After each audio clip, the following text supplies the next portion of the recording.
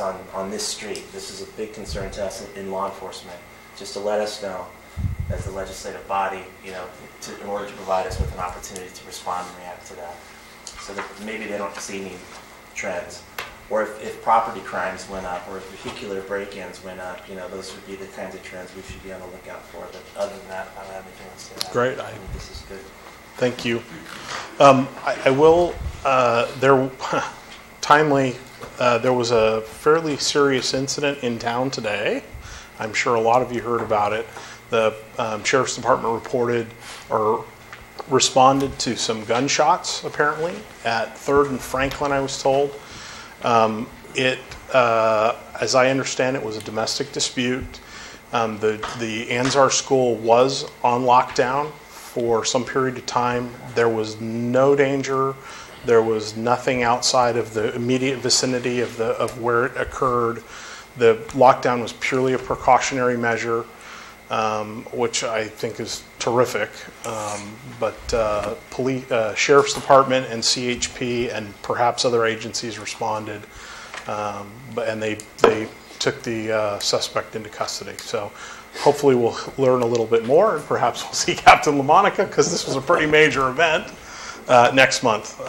So anyway, I know there's a lot of concern about that today on social media and so forth. Did you mean the grade school or Anzar? Anzar. Pardon me, I'm sorry, not Anzar. I said Anzar. I misspoke.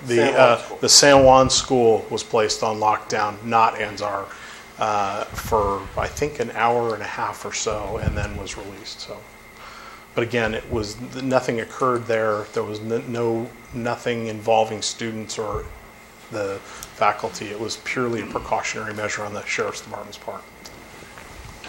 Okay. We have a written report from Level 1 Security. Any questions or comments on that?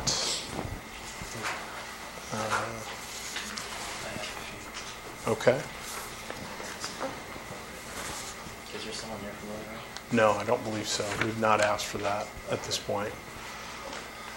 So these were my notes. I noticed from all of the events and so forth that they list on the days, noted that none of them indicate that there was any contact with the Sheriff's Department. So my first question was, what would trigger, do they have a criteria for when they call? Yeah. A couple of these you think, well, that might be something you want to call on. I don't know. But just, I think it'd be helpful for us to know, what is their criteria for involving the Sheriff's Department? And then, as a subset of that, if that criteria, whatever it is met, how will that communication work, consistent with our talk the other day? Yeah. Are they going to go through County Comm in Santa Cruz, dispatch 911 only? Are they going to have radio communication between Level 1 and the Sheriff's Department? Just how is that segue or that connection going to work specifically? That was one of the things we wanted to talk with the Sheriff's Department about too, but we didn't get that far. Yeah. But we The contract specified that they would go through SCO 911. Only? Yes. And then they would channel it to the Sheriff's Department. That corresponds with what we've always been told at Neighborhood Watch. Everything from stealing the barbecue out of your backyard to whatever it is that's really important, like what happened this morning. It's call 911 and let them triage the calls and let them figure it out, because we're not the ones to do it. And that's been pounded in over and over and over again at various Neighborhood Watch meetings. And the reason for that, John brought up a good point, is that then it's properly logged, so we can retrieve that log and find out exactly there. And that was one of the keys, so that we can get accurate records from SCO 911. Sure. I think we're gonna pursue this with the sheriff. We want to make sure that they're as comfortable with the arrangement as everyone else. So it's definitely something that's going to be on our agenda for our ad hoc committee meetings with the sheriff, and we'll report back. Did you have other items on here? No, that was it. And Okay. Just on the point of going through 911, I think most of the time that would be fine. God forbid, however, there's something that's really crazy that's happening. Sure. Like a shooting or a homicide in progress. And if they have to relay through 911, my question would be, is there any kind of a delay that could present a threat to safety, human life? Sure. Should there be an exception? I don't know. I don't know the answer to any of these questions. No, I don't, but I think it's a very valid question, and we Yeah, should the take it sheriff back might want to the get professional. contacted simultaneously, so Yeah, that's what I that was. we have two approaches. Because the 911, when they gave their demonstration at the neighborhood watch, that they get on an incident that's important, they get two people on, one person corresponding to the person who's actually calling in, another person relaying messages to the appropriate agency, whether it be fire, sheriff, ambulance, whoever, and so there's a lot of communication going on that this person could not do, just could not do. Okay. Any questions from anyone? No? Okay. Jolene, did you have a question? Yeah, I put in a 440, Pardon me? 40, isn't that For what the you're on? security report or sheriff? Yes, we are on 4D, yes. Good evening, council members. Jolene Cosio, 181 Lang Street. As I came into the city office and filled out a report on this already, so Matt's aware of it. I don't know if any other staff is. But the incident that I witnessed was not on the level 1 security report. But I'm not sure how they should have responded to it, probably exactly like they did. But the other evening when it was raining and storming, I think a week ago Saturday, we woke up and my husband went out and looked out the window and saw the level 1 cruising kind of Washington, Lang, looking at something on the corner. We weren't sure why he spent so long there. And then he backed up into our side driveway, which is on Washington Street, and was shining his lights at something, and it turned out to be the neighbor's 2 German Shepherds. And then he was shining his flashlight at them. I guess he doesn't have any kind of spotlight or anything. He was just shining a flashlight at them. Smartly, he did not get out of the car. But I just wonder, A, is there any way for residents to communicate with him in case he had tried to get out of his car, that those might not be trustworthy dogs to get out around? And B, where they belonged. I'm sure they were frightened as anybody was from the thunder and lightning and all that kind of thing, but they'd obviously broken out of their pen because they were in the street.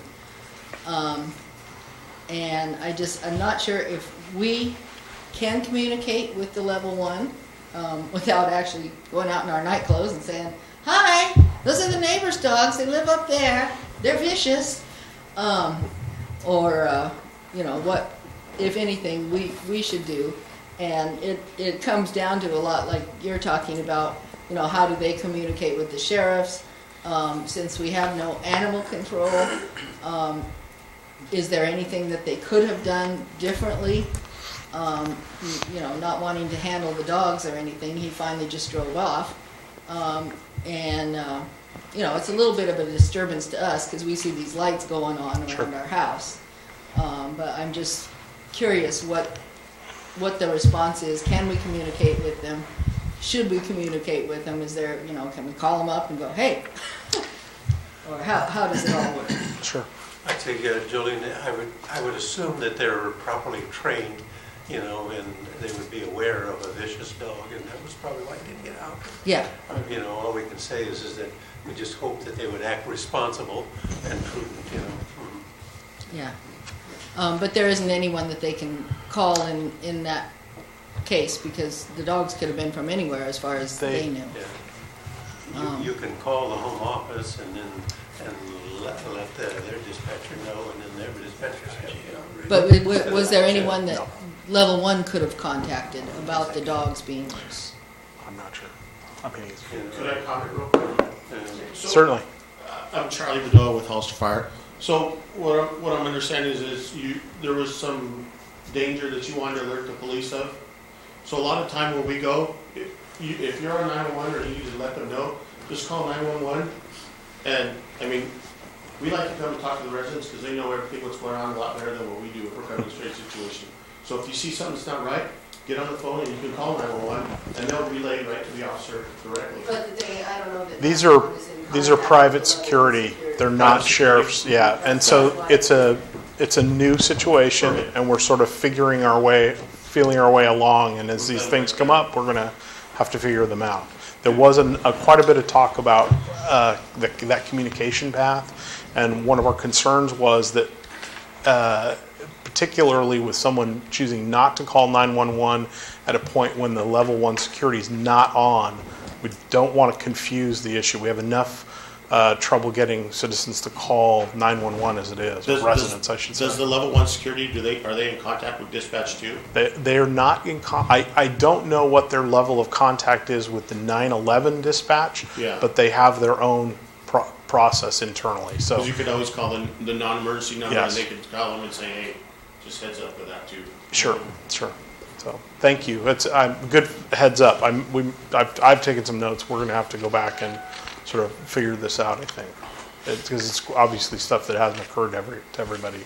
Yeah, just to make sure we're clear, the question that's not answered is to what extent can a Yeah. concerned citizen contact level 1? I don't know what the best path is for that. I would encourage everyone to call 911 always. And the other question is level 1 aware that we have no animal control for them? Yes. to call? Yes. Okay.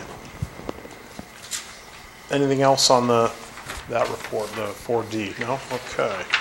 E, Fire Chief's report. Fire chief. You're back up.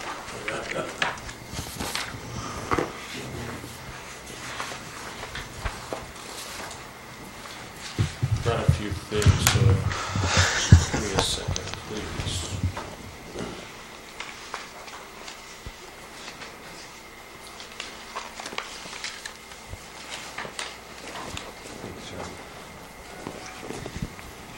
Thank you. I'll read these and I'll explain what you got right now also. Oh.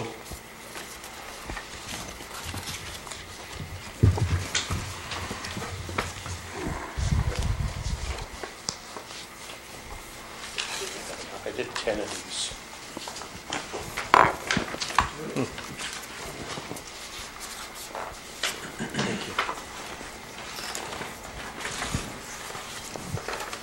Thank you.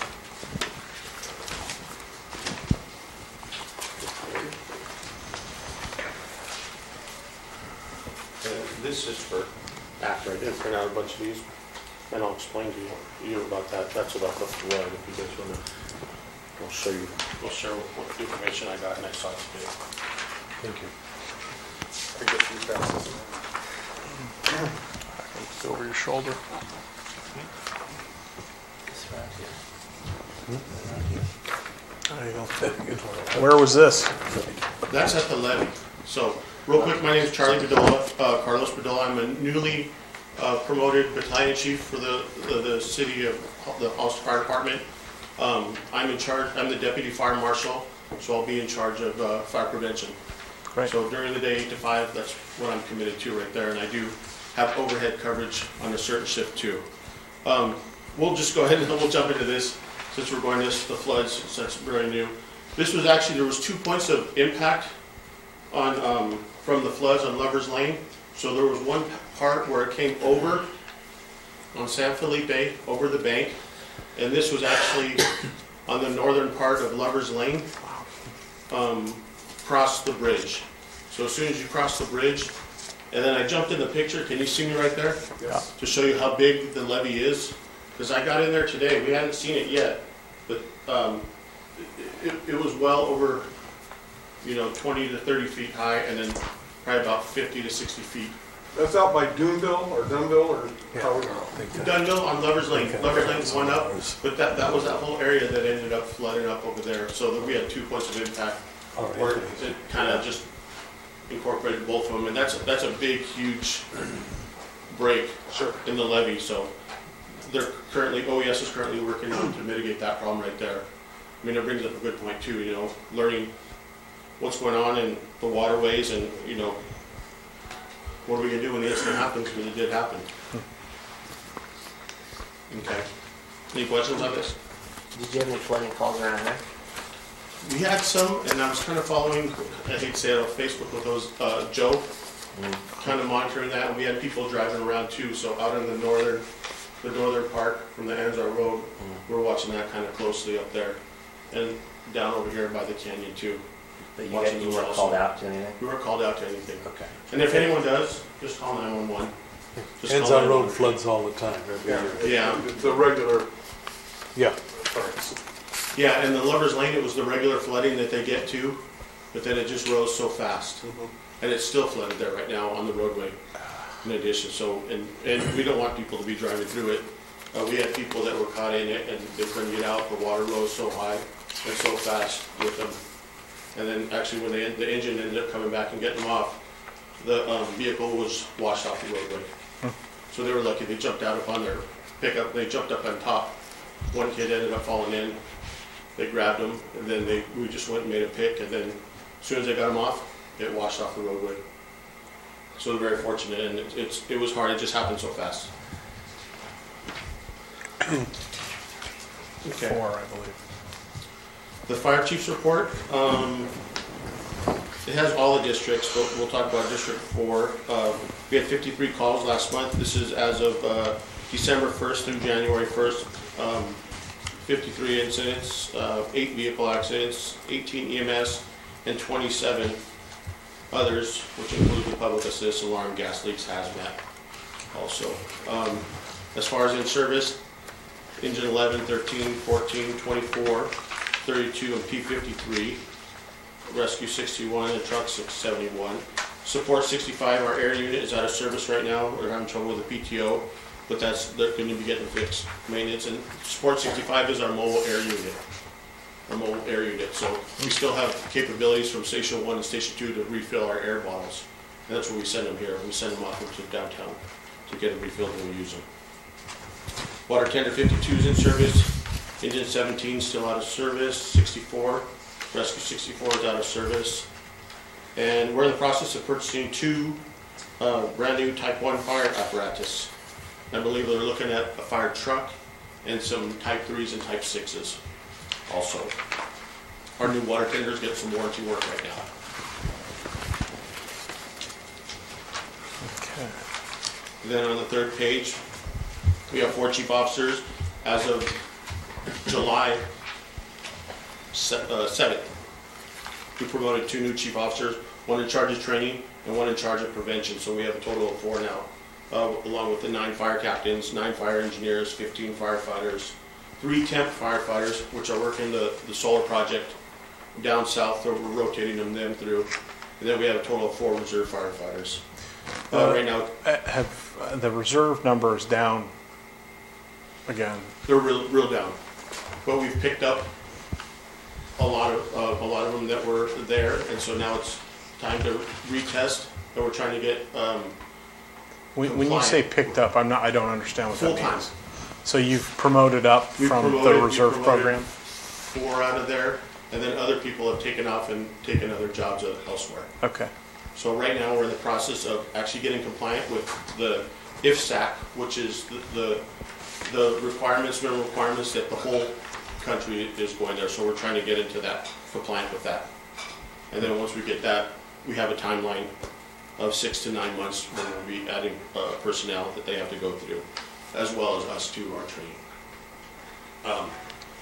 But that's the priority of our training officer right now, Okay. is to staff up our people and the reserve program.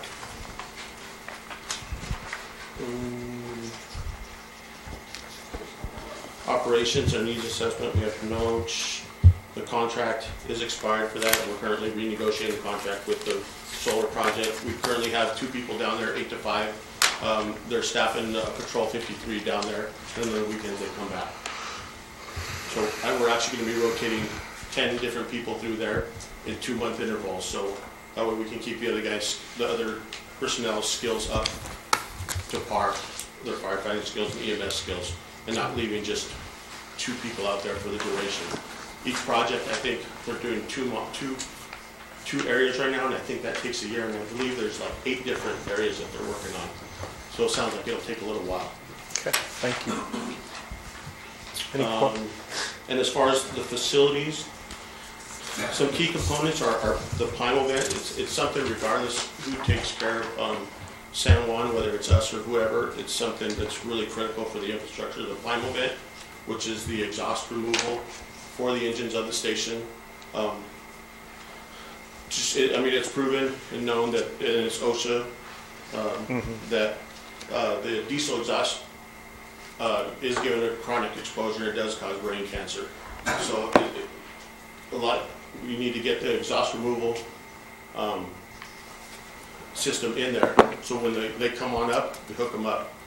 So the guys aren't sucking down, or whatever personnel is not sucking down the diesel fumes over and over. Can I interrupt you for a second? Roger, is this on your radar? Yes. Okay. Go ahead. And then the station generator. We've been lucky so far. So it's a critical infrastructure. It's a critical facility. So we do need some sort of generator there to be able to keep the station up, so we can keep everything running and keep the personnel, our radios working. Sure. So we can respond out of there. Would that be a permanently mounted gasoline-powered or diesel-powered backup generator then? Yeah, a diesel one. At our other two stations, we have diesel-powered ones, and one of them we could pump fuel out of to keep the full fuel fresh. So we pump it out there to keep it rotated out. So we have a diesel, and it runs a generator. It'll run it for days. So it rotates it out, and we pump fuel, and it keeps it fresh, from getting stagnant in there. And it's a workhorse. The diesel ones, they last. I don't know how good and how strong the gas ones are. I don't know how big we need over here, but that would be my recommendation, is a diesel generator. And we could hook up a pump to there in case the power goes down, city yard, city vehicles, diesel vehicles, we can all fuel up here. Okay. Thank you. And Any questions from the council? congratulations and welcome to it. That's Thank one you. good reason for your welcome. So this, I'm kind of excited about this. I hate to take your time about this, but this is the file for life. I don't know if you've heard about it, but other words are file for life. So what you do is you take this and you fill out the information in pencil.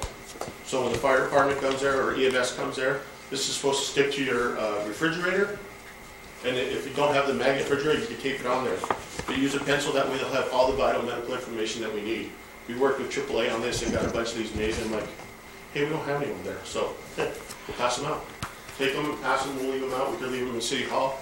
And we just pass them out and get them out to everybody to use them. For free, we need more, I'll get some more. Question from Okay, thank you. Yeah. I think we have a question from the public. So is it standard practice when you come in on a call to look on the fridge to see that those are there? It is. Okay, cool. And a lot of times, like if you have a loved one, we'll say, because when you call 911 and we're panicked, we're like, what's all the medical information, what's going on? I don't know. But now you can just go in there and grab this and say, we have it, we'll open it up, and it's a good way to do it in pencil. That way if there's adjustments, we adjust the medicine, we erase it, and you can make copies, and you can change it up all the time instead of permanent. But I'll leave these right here, I'll pass them out.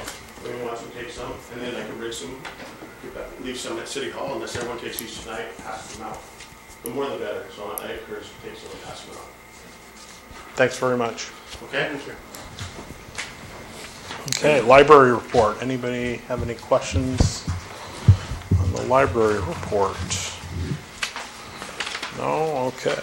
Roger, administrative report. Hey, we got Public Works, and again, they've been busy cleaning the storm drain facilities throughout the city, the recent storms, and just to let you know, we did have a little problem with the creek coming out of the San Juan Canyon, and it breached over one of the berms and ended up spilling a lot of that debris down in the Alameda and everything.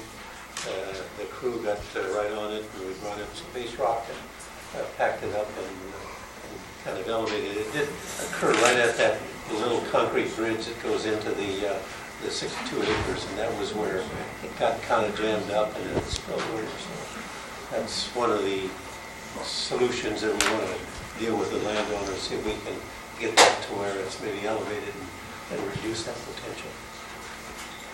Do you need a minute? But Do you want us to just break for a the minute? location of it was in the county, but however, they were busy in other spots, and so we reacted to it.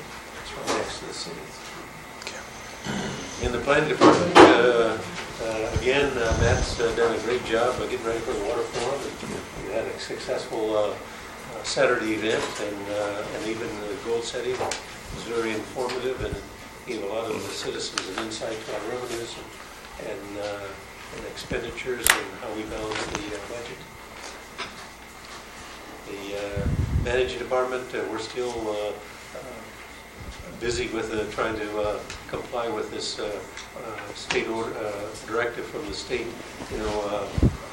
for redundancy of our wells. Currently, we have a moratorium on new water connections until we get another well online to relieve the redundancy. Basically, what they're saying is our system is not reliable unless we have redundancy built into the system of a minimum of 3 wells. And on the back page of that is, as I had, like number well 4 is a new well, and that would be on the property of owned by Kurt Karasaki, just east of the Mission Vineyard RV Park. And then well number 5 will be on the west of the Mission Vineyard Park on the Copperleaf subdivision there. And that well eventually will be replaced because it was built years ago, but it only has a 36-foot sanitary seal. I think that's why it's susceptible to nitrates, and that's where we had the nitrate problem back in 2014. Which well is that? Well number 2.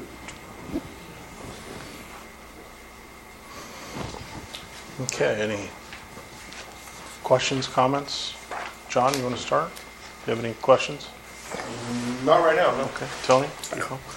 Okay, I was looking back through, as I told you earlier, we were going through information from the last several meetings, and thought we were very close to having a deal inked with Kurasaki's. Yeah, we had made the offer and bumped up the ante, and I thought we were very close.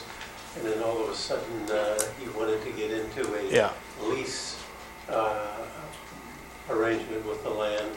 And I told him that the state wants a long-term lease, and so we cranked out the lease for him. And he said a 30-year lease with 3 10-year options. So it's really for 60 years. And right now, we're negotiating.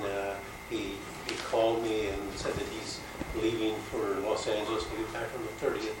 And it's just now juggling the cost of the lease on a monthly, bi-monthly, or quarterly, or yearly basis payment for the rent of that site. I don't think, we've been waiting, that is going back beyond October. Oh, it's been all the way back to late 14. Yeah, I mean, at the October meeting, we thought we were Getting close. at the point, at the point of a signature on a piece of paper, and I don't think we can wait till the 30th. I think we need to move this forward. However, we have to move it forward. If it doesn't matriculate where we can consummate a deal when he gets back, I think we'd be forced to consider eminent domain. I don't think we should be waiting until the 30th. That's my personal input. I don't know how you guys feel about it. If you have other questions, please. I've got a conflict. I represent Mr. Kurosaki, so Okay. I don't know if I should. So I do have a question now. Leave the room if we're going to talk about this stuff. So it's been since late 2014, that's 2 years. Yeah. 2 years and 2 months now. So that's 2 plenty months. long enough to negotiate either a lease or a purchase. I agree. I mean, they built Levi Stadium in a year and a half. Seems to be more complicated than a 20 by 20 well site, you know? Not only is it not on the agenda, but the issue of eminent domain, it's expensive, and there's legal issues that we can consider in closed session. If that's the direction you're going, we can put it for the next meeting in closed session, but I would strongly recommend that you not discuss it tonight and wait till closed session to discuss it. Okay, please put that on the agenda for the next meeting. But still, that doesn't, foreclose me from saying that it's been too long. You know. Agreed. Agreed. Jim, anything to add? No, I agree, it's been too long, and Okay. I hate to use eminent domain for anything, but Yeah, it's not we the have right to way do, to do we it. have to move somewhere. Any questions or comments from the public? Anything else from the council? Okay. Roger, anything to add? Is that, okay. City council committee reports. John, should we start with you? I went to AMBAG last week, and they did a wonderful PowerPoint presentation on aerial photography. Apparently, they are aerial photographing the entire Tri-County area.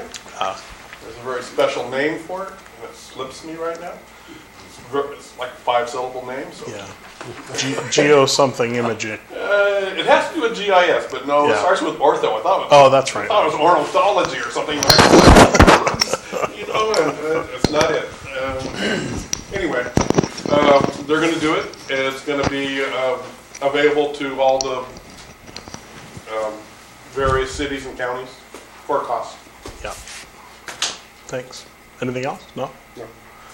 Tony? I have a COG meeting this coming Thursday. I don't have anything. Okay. Jim? I've got a AMBAG meeting, not AMBAG, LAFCO meeting on the 26th. And I went to the my first intergovernmental committee meeting, which was interesting, but I let you do that because without the history of it, it did not make a lot of sense. Okay. Well, there was not a lot that had to do with San Juan. At that particular meeting, we got a pretty extensive report. We were getting a lot of presentation from the schools. Yeah. And So animal all the control, schools. which And, there was some discussion of animal control, so there might be an opportunity. Jolene, that door has been opened to us again, and I'm hopeful. I was hopeful that by bringing it across across all the jurisdictions, that it might be less expensive than what they expressed to Roger the last time we had the conversation with him. So I think there may be an opportunity there. yeah, I think so. But a lot of that, there's a lot more of that meeting that deals with Hollister and the county. But it is interesting for us to keep in the loop. And the Very fire valuable. committee did not meet because they did not have a quorum. Yeah, that's right. Dan, did you have any meetings? No? Not on a committee. Well, we had our ad hoc committee. Oh, that's true. Yeah, That's I right. already gave the insurance. Okay. Committee meeting. Okay. All right. Any questions, comments? No? I would like to move on to number 7G in the interest of pity. How's that? Thank you. Having pity on the very, very, 9 months pregnant. very, very pregnant Gabby Candelaria. Hi, good evening, council members. Again, welcome to Councilmember Freeman and Green. This is my first meeting as a community person since you guys have been elected. I live at 71 Franklin Circle, and I'm here informally as a proxy of sorts for Sonora Vasquez, who's worked extensively on updating the park. And so I'm here this evening. She's a military person and got relocated with like 2 months notice in the middle of this project. And so it's been about 6 months since she's been away. And she really does have a strong commitment to updating the folks in the community that have contributed to fundraising for the park and, letting them know what the status of things are.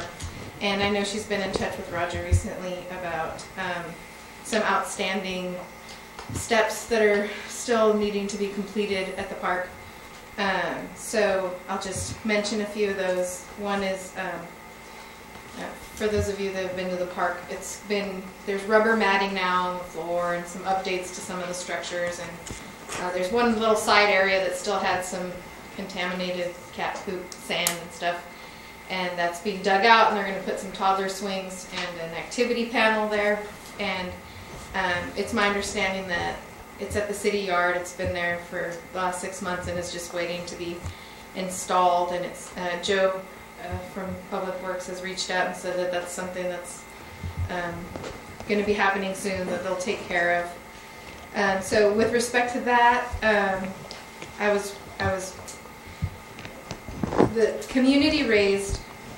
she's raised a lot of money for this, but for that particular little component of the park project, she's raised $6,000. Wow. And so there isn't any funds in what they've raised for rubber matting in that area.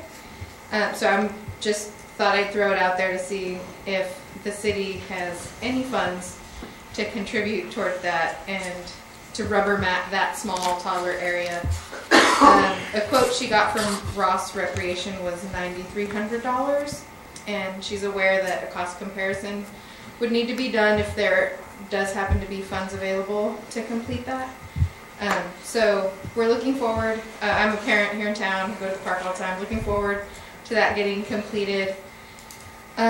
Also, she was hoping to get a status update on permanent bathroom construction. She had heard of June 2017 being a date when we might have access to something other than the porta potty, which, by the way, has been well kept and clean and really useful to have as a parent, you know, who uses the park a lot. So those are kind of the 3 or 4 points I wanted to make. And then lastly, I was contacted by Shauna Friels about a recreation committee, and I don't know if that's a formal city committee. And if it is, in the future, I'm happy to channel any of my concerns through that avenue, so I'm not taking up the... You're perfectly welcome here. Okay. What she was referring to, I believe, is the Strategic Plan Committee. Okay. The City Strategic Plan Committee has a subgroup that deals with parks, recreation, leisure, a variety of issues. So, and I don't know who the chair of the subgroup is. Is that Teresa Lavanino? Yes, it's Teresa and Jennifer, so it'd be Jennifer Colby. We've Okay. interacted with Sonia on quite a, she was well known or well. Sonata. Sonata, Right, yes, right, sorry. Yeah. Thank you. At our committee, Okay. and we fundraised together and we did things together. So, just continue to use that committee as much as you can, and they can help you with fundraising and other things. Okay. And we'd love to see you join that group. That would be terrific. I know you've got lots of free time. I'll have a temporary hiatus, and then that's something. I've reached out to them, and they're going to send me information about the committee. So Good, but I'm yeah. excited about that. But if I could just get updates on the other kind of points, then I guess Roger maybe Cool. you're the guy to talk to. And Good. Yeah, we've got it in our radar, and I've talked with Sonora on email and everything, and we've activated it. I've got the guys digging out the piers for it, and we're just locating some paint. We're going to start painting and priming the toddler swing set so we can get it erected and everything, and then we'll start excavating this, getting the sand out of there. Okay, nice, good. I saw But that we still have a pretty big hurdle with the cost of the The rubber rubber matting. matting. The rubber mat, So we'll yeah, have to Yeah. We may have to get creative $9,000 there. isn't anything to shake a stick at. It's a lot of money, but surprise. it It's would such a match small the- area. I know. I do have an appreciation for large parks that I visit that now have that coverage everywhere because now I know what it costs someone. Okay, great. Well, I just thought I'd throw it out there. If there's money somewhere that, the park could use that, bit of money to complete the rubber matting. What's And then the bathrooms. We've got the bathroom designed and everything, and we're getting ready to go out to bid on it. We just finished, and we're coming to a conclusion on the Abbey bus covered stop and everything. And as soon as we finish with that, we're going to initiate the restroom at the Brewery Park. Cool. Okay, that's good to hear. Great. I think that's it. But one last thing. And again, it's been 6 months since she's been gone, and it's just nice to have a little something on public record. Sure. To be accountable to those that have really helped out. I think they appreciate hearing that it hasn't been forgotten. So I appreciate your time this evening, and thank you. Thank you. It's a fantastic example of the community coming together to get a project done, and it really took Sonora. It was one person driving that project for the most part. She did a tremendous job, and really appreciate, I certainly appreciate it. I'll pass the message on. Well, I'm Thank here you. because she called me, so I- she's still working from I know how that Texas. works, yes. She'll be back in 2 years. All right. To do more work. Okay. Good, thank you. Is there any money in Parks and Recreation Fund? I don't know. There is some. Roger? I keep asking Yeah. that There is all some- those funds, I would like that done once a month. Yeah, and there's some funds in the restroom too, the restroom account. Okay. Okay. Good. Thanks, Adam, Kami. Okay, thanks for letting me get her on her way. So item 5A, public hearing items. Consider amending chapter 11-03-010 of the San Juan Bautista Municipal Code dealing with zoning district development standards, and this is a second reading. Yes, and Mr. Chair and members of the City Council, as you recall, and I'll go back to the matrix on 1103-010 is R17 inadvertently when we did the last minimum side yard setback, we put in 6 for the side yard setback, and it didn't dawn on us that we were declaring all of the other 7,000 non-conforming uses. So we decided to roll it back to 5 so that we'd be consistent throughout the new 7,000 square foot lots. Okay, That's the only change from the matrix. okay. Jim, Pardon? anything? Any questions, comments? No, I'm glad that makes me conforming now. Okay, good. Dan, did you have any? No, 5, I can, like, for what it may be worth, the City of Hollister's side setback standard is 5 feet as well, so I think it's consistent with that also. Good, okay. I don't have anything. No, Tony? fine. John? No, sounds good to me. Okay, any So, questions or comments from the public? No? Okay. And Connie, numbers? It's the first reading, second reading. This would be number 1. Number 1. Oh, wow. Okay, entertaining a motion? Do you need a motion? I do. I move we adopt ordinance number 2017-01, an ordinance of the City Council of the City of San Juan Bautista, amending Chapter 11-03, Article 1, Section 11-03-010, Development Standards, Matrix of the San Juan Bautista Municipal Code. Second. A long sentence. Well, that's all I got to do. Connie? Councilmember Bach. Yes. Councilmember Freeman. Yes. Councilmember DeVries. Yes. Vice Mayor West. Yes. Mayor Margarina. Aye. All members of the council being present, the motion as stated by the maker passes unanimously. Okay, thank you, Connie. And item 5B, consider amending Article 2 of Chapter 2-3 of the San Juan Bautista Municipal Code entitled Youth Commission.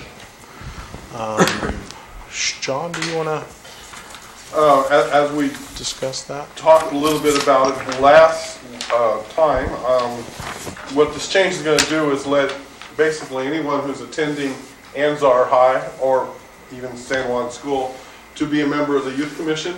There are apparently a fair number of people who are what's called out-of-district transfers or inter-district transfers, which means to me they're out of the district.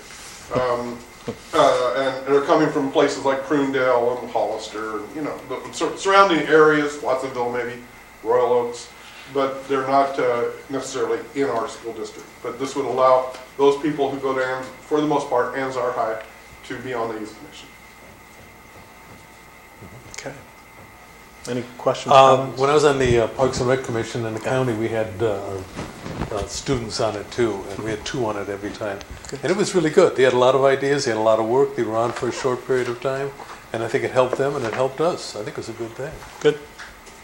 Dan, any? No. Okay. Tony, anything? Fine. John? Any questions, comments from the public? No? I didn't turn the speaker's card. Oh, my gosh. Subverting the government here, Leave the Georgiana. room. Georgiana Gallardi, 1 Second Street. Thank you for considering this and bringing it to attention. When we did our last interview for students, we were shocked to know that there are so many kids at Anzar who are inter-district, and we certainly want a connection to the whole community, so thank you for considering this. And that's number one. Number two, we have a whole lot of students in the back from San Benito High. They can leave after an hour of being here, but they need a signature, so I don't know exactly how we... That's a counter to our municipal code, I'm afraid. No signature. Just kidding. Well, then I'd be happy to sign for them. That was a joke. Okay, thank you. Anyone else? Anything else from the council? Okay. Anyone have a motion for us? Be a motion to read by title only and introduce. I move that we, is there a number? If you look at, No, there's no number on it, just introduce and read it by title only. John, if you go to 5B on your agenda.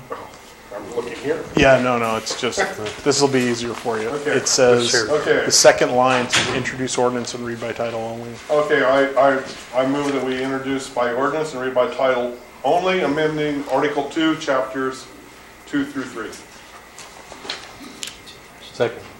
Second. Okay. Councilmember Bach, Yes.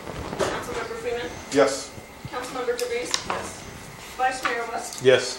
Mayor Margolin. Aye. All members of the council being present, the motion is stated by the maker passes unanimously. Okay, thank you. If we want to take a 5-minute recess and we can sign the things. That sounds like Hasn't been an hour yet. I don't think we got this. I don't think this one will take long either, but we'll see.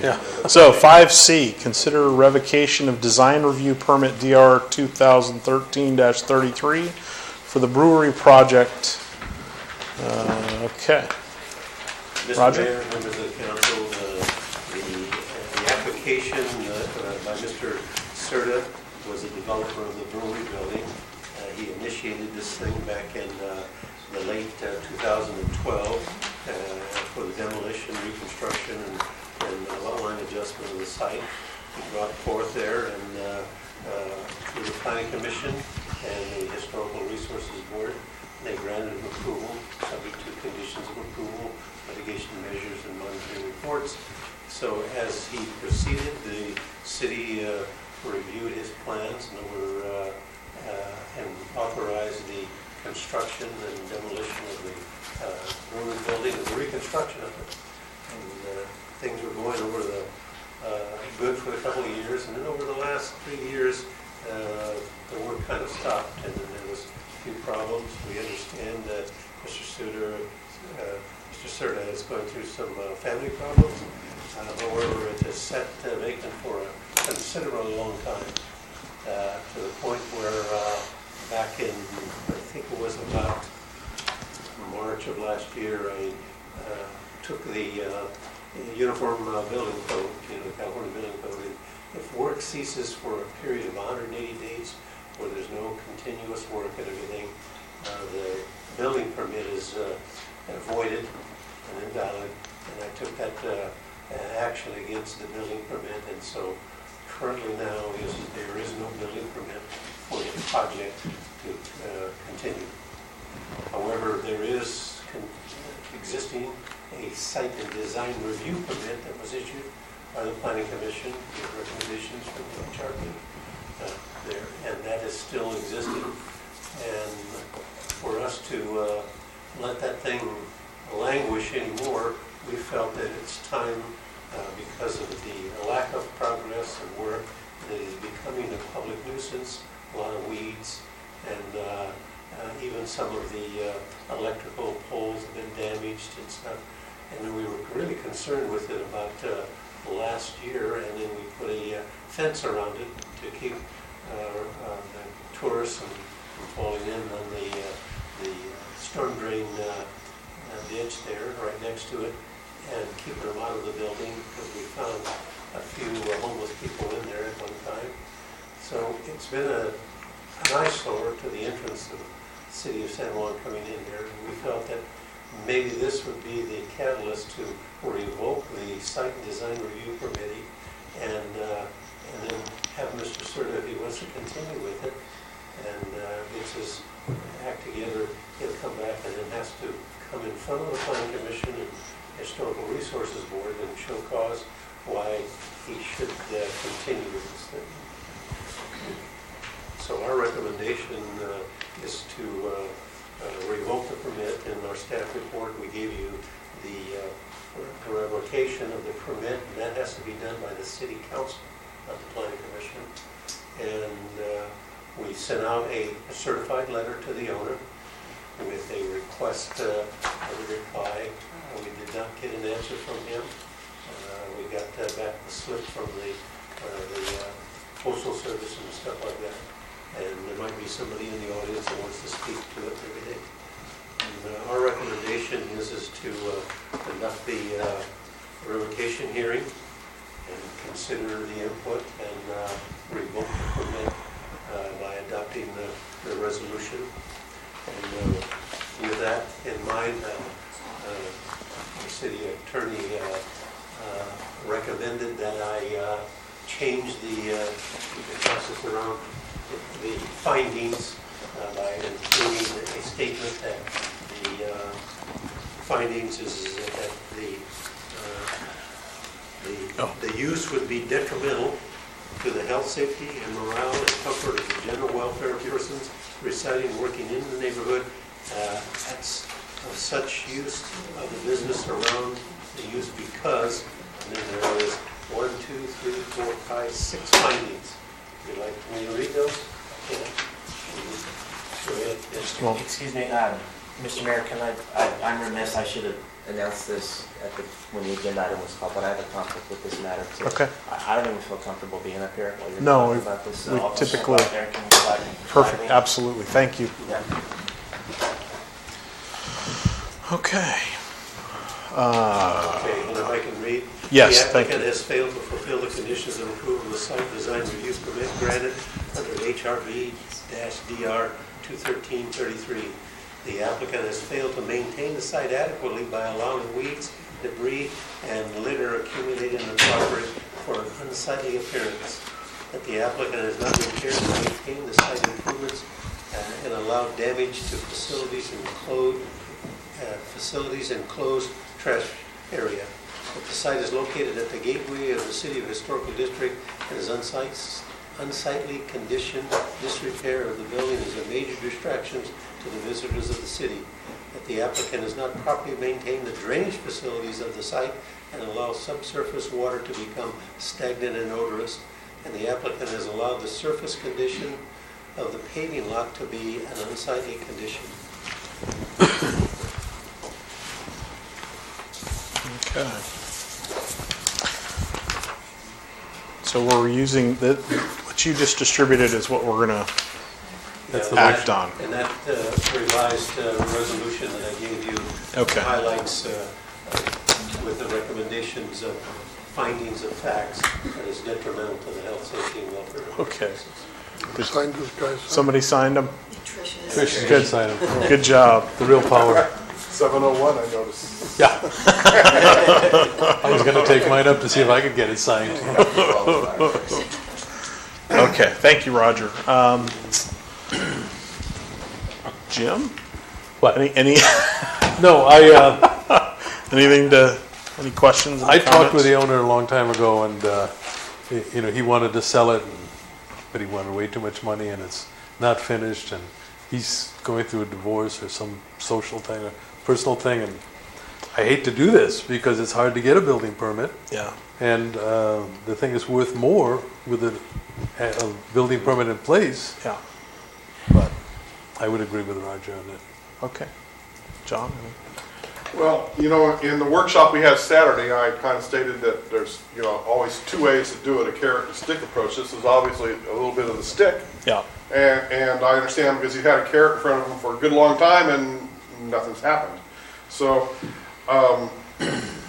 what I would like to see is him to sell it or something like that. Sure. And for the next owner to have an easy time to Yes. get a permit, some sort of streamlined process where if Mr. ABC buys the building and wants to make Mr. ABC bar, and grill, then we can do that quickly and efficiently. That's what would be my request. Yeah, I would not like to see the new owner have an additional conditions, because he's going to look at the existing building permit, and he's going to make his value based on that, and for us to change that significantly in any way. Yeah. And just to let you know, is both Matt and I, we implement the Streamline Permit Act aggressively, where we feel is that that's important to the process of building permits. And I think we have a good track record on that. Yeah. Because I know of two people in town who both want to open up restaurants, and I thought that that would be an excellent place for them, or either one, you know, but they were unable to contact the guy, so, you know. Yeah. What? Due to the nature of this hearing, because it's a revocation of a permit, there's a due process right to the applicant, so you really should call for the applicant before you engage in significant discussion. Okay. Do we have the applicant here? Anyone to speak for the applicant? Is that what you're looking for? Okay, thank you. Open to the public. Yeah, okay. Any public comment? I have one. Actually, I'd like to have Tony speak first. Emily, give me just a moment. Yes, sir. Okay, we revoked this permit and everything. What are our options? How long is this thing gonna sit there? In the condition it's in right now? Is there any mechanism for the city to at least go in and fill that ditch, or? We could, as the city, we could declare under the property management legislations of your municipal code, property management, we could hold a hearing, and then we could go in and clean the property up, the debris, the litter, and everything, and make it presentable, and then we could attach that as a lien against the property. There's a mechanism that we can do, but. That's what. Good. Because I don't want to, sit there for, I mean, I don't even know how much he's asking for it, but sit there for another 5 years, and then the building's going to start to fall apart too. Yeah. Yeah, absolutely. Yeah. Okay. There are tools in our municipal code that allows us to. Public health, safety, and welfare. Because we have people who are willing to rent that or lease that at a reasonable price. You know, right now, they're asking for it. Okay. Anybody in the Emily? audience? Emily Renzel, 101 3rd Street, and I look at that building out my window whenever I'm in my shop, and of course it drives me nuts because there's no eaves on the roof, which was apparently done because there was an old photograph that showed it with no eaves, but I find it hard to believe that a building was built with no eaves, and certainly the building it replaced had eaves. But all the landscaping was stripped off that property, save 2 trees, the one on Franklin just at the entry to the parking lot, which looks sort of dead, and then this poor little pepper tree that has a drainage ditch right at its root place. So I'm very disappointed that this got this far without changes. But if it gets revisited, I wish you'd put eaves on it. Thanks. Okay, thank you. Sir. My name is Anthony Ramirez. I live in Hollister, and we've gotten a chance to talk to Mr. Cerda. Just recently, as of last Thursday, I got a chance to go ahead and speak with him, and he told me of his situation, what's going on right now. And we actually, my wife and I, we're looking to do something. I know it's a new business, but we're looking to want to do something here in San Juan Bautista in a wine and beer tasting room. We've gotten a chance to meet with the city a little bit and bring our ideas. And in talking to Mr. Cerda, he's in waiting right now for the lawyers to, I guess it's waiting to come up with an agreement with his spouse on the selling of it. And so he told me hopefully this would be able to be buttoned up in the next week and a half to 2 weeks. So one of the biggest things that would affect us in wanting to purchase that is if they revoke the permit, because we want to make sure that when we go ahead and purchase it, we'll be more than happy to go ahead and and beautify it, clean everything up, and the Eve has spoken about, and be able to bring the beauty back to San Juan Bautista the way it's supposed to be. We both were born and raised in Hollister. We're very familiar with San Juan Bautista and how beautiful it is, and we know what we can bring to it. But I know this also plays a big factor is if we have to apply for permits again for everything that's going to be taken away, and that's going to be one of the key things. If we turn around and we're able to purchase this, that kind of comes with it. So we hate to walk away from anything like this, or even rent something. We would prefer to purchase. So if there's any way we can reach out to them a little bit more, or I'll even give them a call tomorrow and let them know the meeting that happened this evening, and what, to look at his mail and look what they're possibly going to do. Sure. And if he's looking to sell, and this is a key thing to keep. Thank you very much. Thank you. Just to let you know, currently there is no building permit. It has been revoked. There's no building, so you cannot do any work on the building until you reapply. Now, what's at issue tonight is that the site and design review puts conditions of approval on that, and those conditions of approval have to be completed, and that is the parking lot has to be paved, a lighting system, underground electrical to PG&E, and a completion of the storm drain system.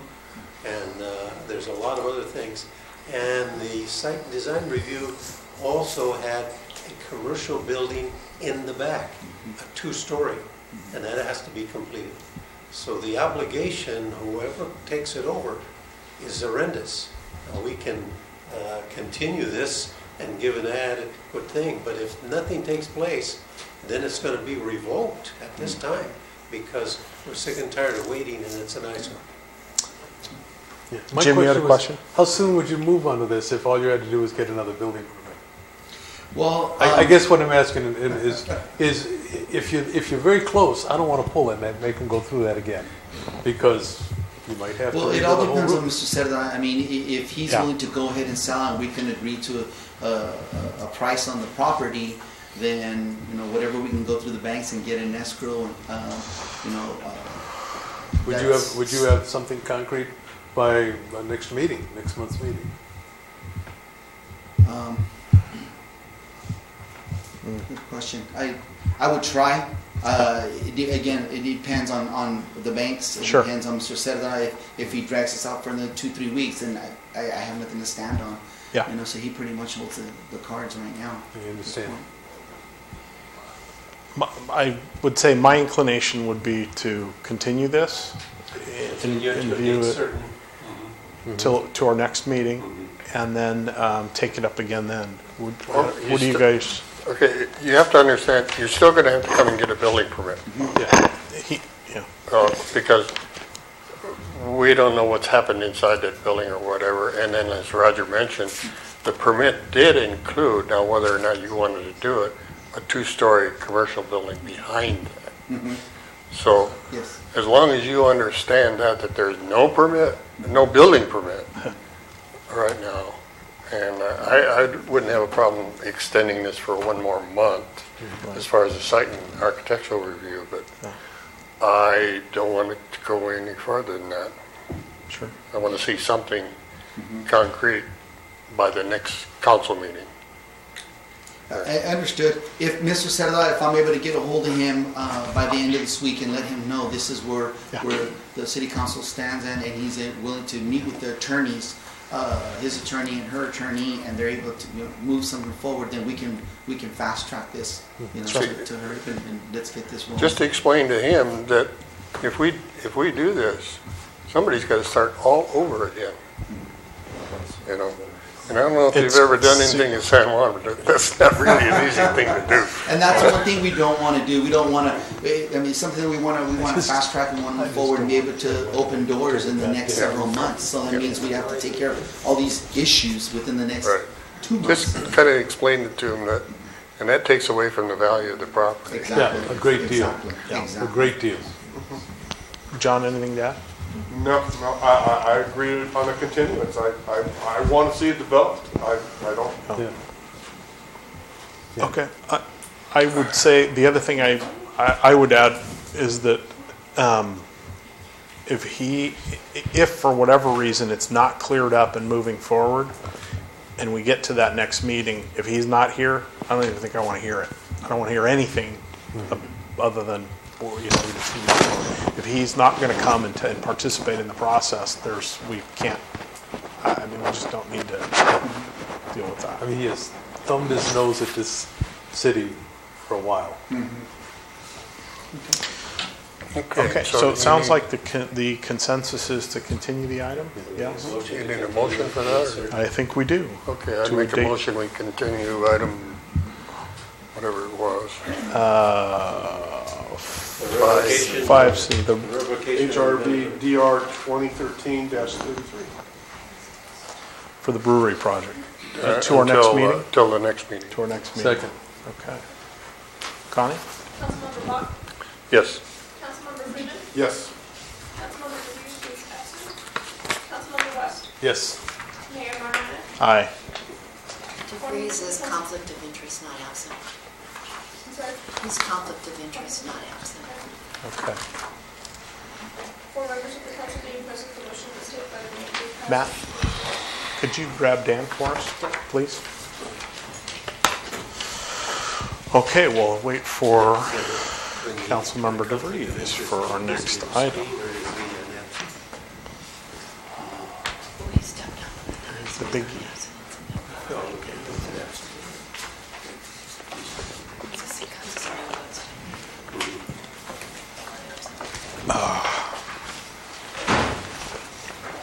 Okay.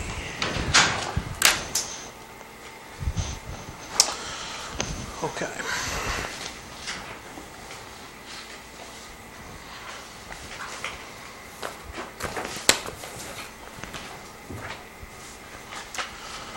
Okay, let's move on to action items. A, Copperleaf subdivision project, and consider resolution 2017-XX approving the final map of the Copperleaf subdivision, tract number 337, together with subdivision agreement in accordance with the San Juan Bautista Municipal Code Chapter 10-2, CEQA compliance adopted mitigated negative declaration resolution 2016-31 and 2016-57. Roger? Yeah, Mr. Mayor, members of the City Council, we have, the very first part of the thing is, I think Mr. Councilman DeVries wanted a kind of a summary of the thing, and I put together a summary of when the application was made, and how we followed through the various steps, all the way through the pre-zoning and the LASCO, and the ultimate approval by the City Council November 1st, and in the resolution 21657, and then the Planning Commission approval of the lot line adjustment that took place at January. Now, with that in mind, the staff report here, basically the tentative map is approved, and the next step on the sequence is that the applicant has submitted a request for the final map. The final map is a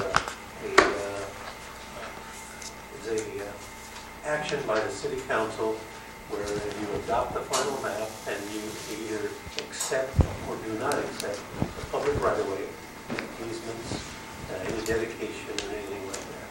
The discretion is up to the City Council if you wanted to accept the road request for right-of-way and defer that and make it a private road, and you can make it as a public road.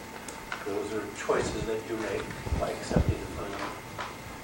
In the subdivision, the form we submitted there, I asked the applicant to come forward and submit a variety of things that we require, and that is a subdivision agreement that highlights exactly what they have to do, how they have to post the bonds, how they have to sign the agreement, to ensure that when the map is filed, that those improvements will be installed to those lots so that they, we can, that's an action that you're taking as a protection of the general public. in the various conditions of approval,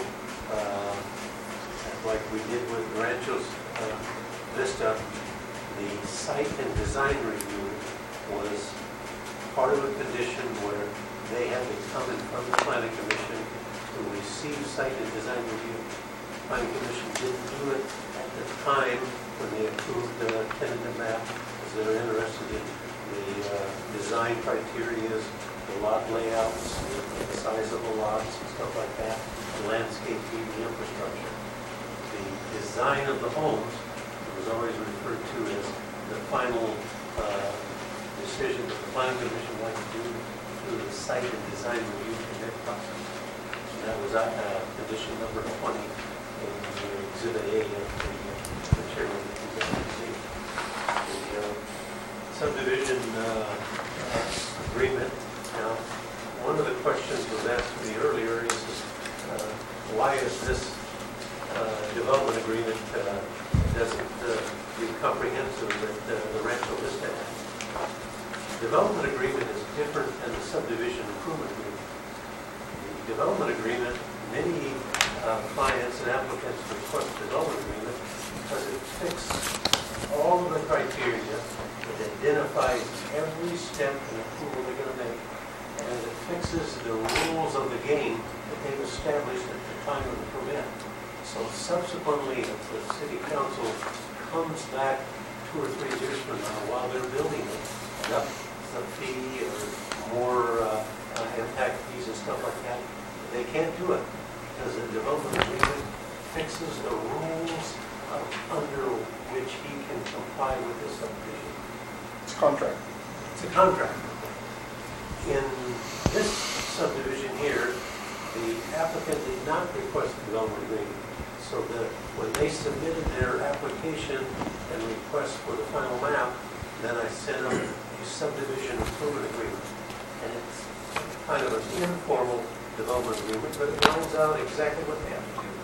They've got to post the bonds, they have to pay the inspection fees, they've got to go to the full harvest agreement, they have to have the map duplication, subdivision guarantee, all the necessary tools to make sure that when that map is recorded, that one, the improvements will be put in, and it meets the city's municipal code for criteria that's a legal lot.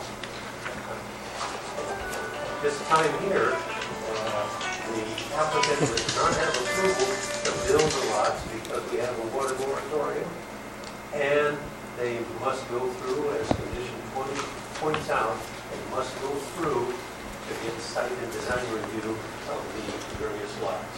And that is in front of the planning commission. They reviewed it at the last meeting and continued it, and it's going to come back September the 2nd. The recommendation from here is to adopt the resolution 217 approve the final map, accept on behalf of the public the offer of dedication for I had a 10-foot, but along San Juan Hollister Road, it's only a 5-foot PUE for the public utilities. That's an easement. Internally inside this subdivision, it's a 10-foot PUE, because what we do is we push the sidewalk back and straddle the property line so that half of the sidewalk is in the PUE, and then the public utilities go right behind the sidewalk underneath. But on the San Juan Road, the sidewalk is back at the property line, so we don't need that 5-foot. Also, the dedication, an offer of dedication is to accept the Copperleaf Lane, the Cedar Court, and the Cypress Lane. Also accept the offer of dedications of parcel D, which is a 100 by 100 foot lot for well number 5. Accept the offer and reserve parcel 8 for landscaping, storm drain, and management for open space that will be available to the general public as well as the citizens of the property owners of the subdivision. Inside that there is also an agreement for a maintenance agreement to maintain the park. That is the streetsman's landscaping act that they'll have to submit, very similar to what Creek Ridge does for their landscaping. Approve the subdivision and improvement agreement with performance and full agreements, and authorize the mayor and the clerk to sign. Accept the insurance certificates. Approve the reimbursable agreements and the fair share of the cost of the de-acceleration lane from the Arco Bagwell project of, and the 156 de-acceleration one. And that's according to the traffic report recommendation from Hatch and Law. Fair share cost of the roundabout intersection at San Juan Road in the Alameda. It's a 12% according to the criteria that they have. And the Almaden signing this improvement there is the roundabout at intersection. The cost of the roundabout is approximately $122,000. The cost of the well, to drill the well, in there is at 10.25% of the cost. That amounts to $15,750. That's kind of misleading because the cost of the dedication, of that land, based on our negotiations with Terasaki, is worth about $25,000. And that $25,000 would pay for the land that they're donating. In addition to that, they're obligated to demolish well number 2. And that cost there, we've estimated, and that rough cost is from the well drillers, is about $37,000. That's that. Okay. In addition to that, if we were doing it ourselves, we would have to make an application to PG&E, have the electrical lines extended and underground to the property. Stuck together. That cost is estimated about $21,600 based on our electrical engineer and what they generally cost for the thing. That includes the cost of application to PG&E and the cost of inspection from PG&E, as well as the installation of the Antron complex. Primarily, we interfaced with the electrical engineer, and it's going to be 50 horsepower, so we're going to have probably a 400 panel there, 3-phase. And in the design of the site, which we've done already, we'll have a maintenance building there that will be housed to where we'll have all our controls and all of our chemicals stored there on site. The site will be fenced and it will be paved and sloped so that no water will get to there. And then the wellhead will be raised 3 feet above the ground surface for no contamination of the land. So that's kind of concludes the thing. We have the applicants in the audience.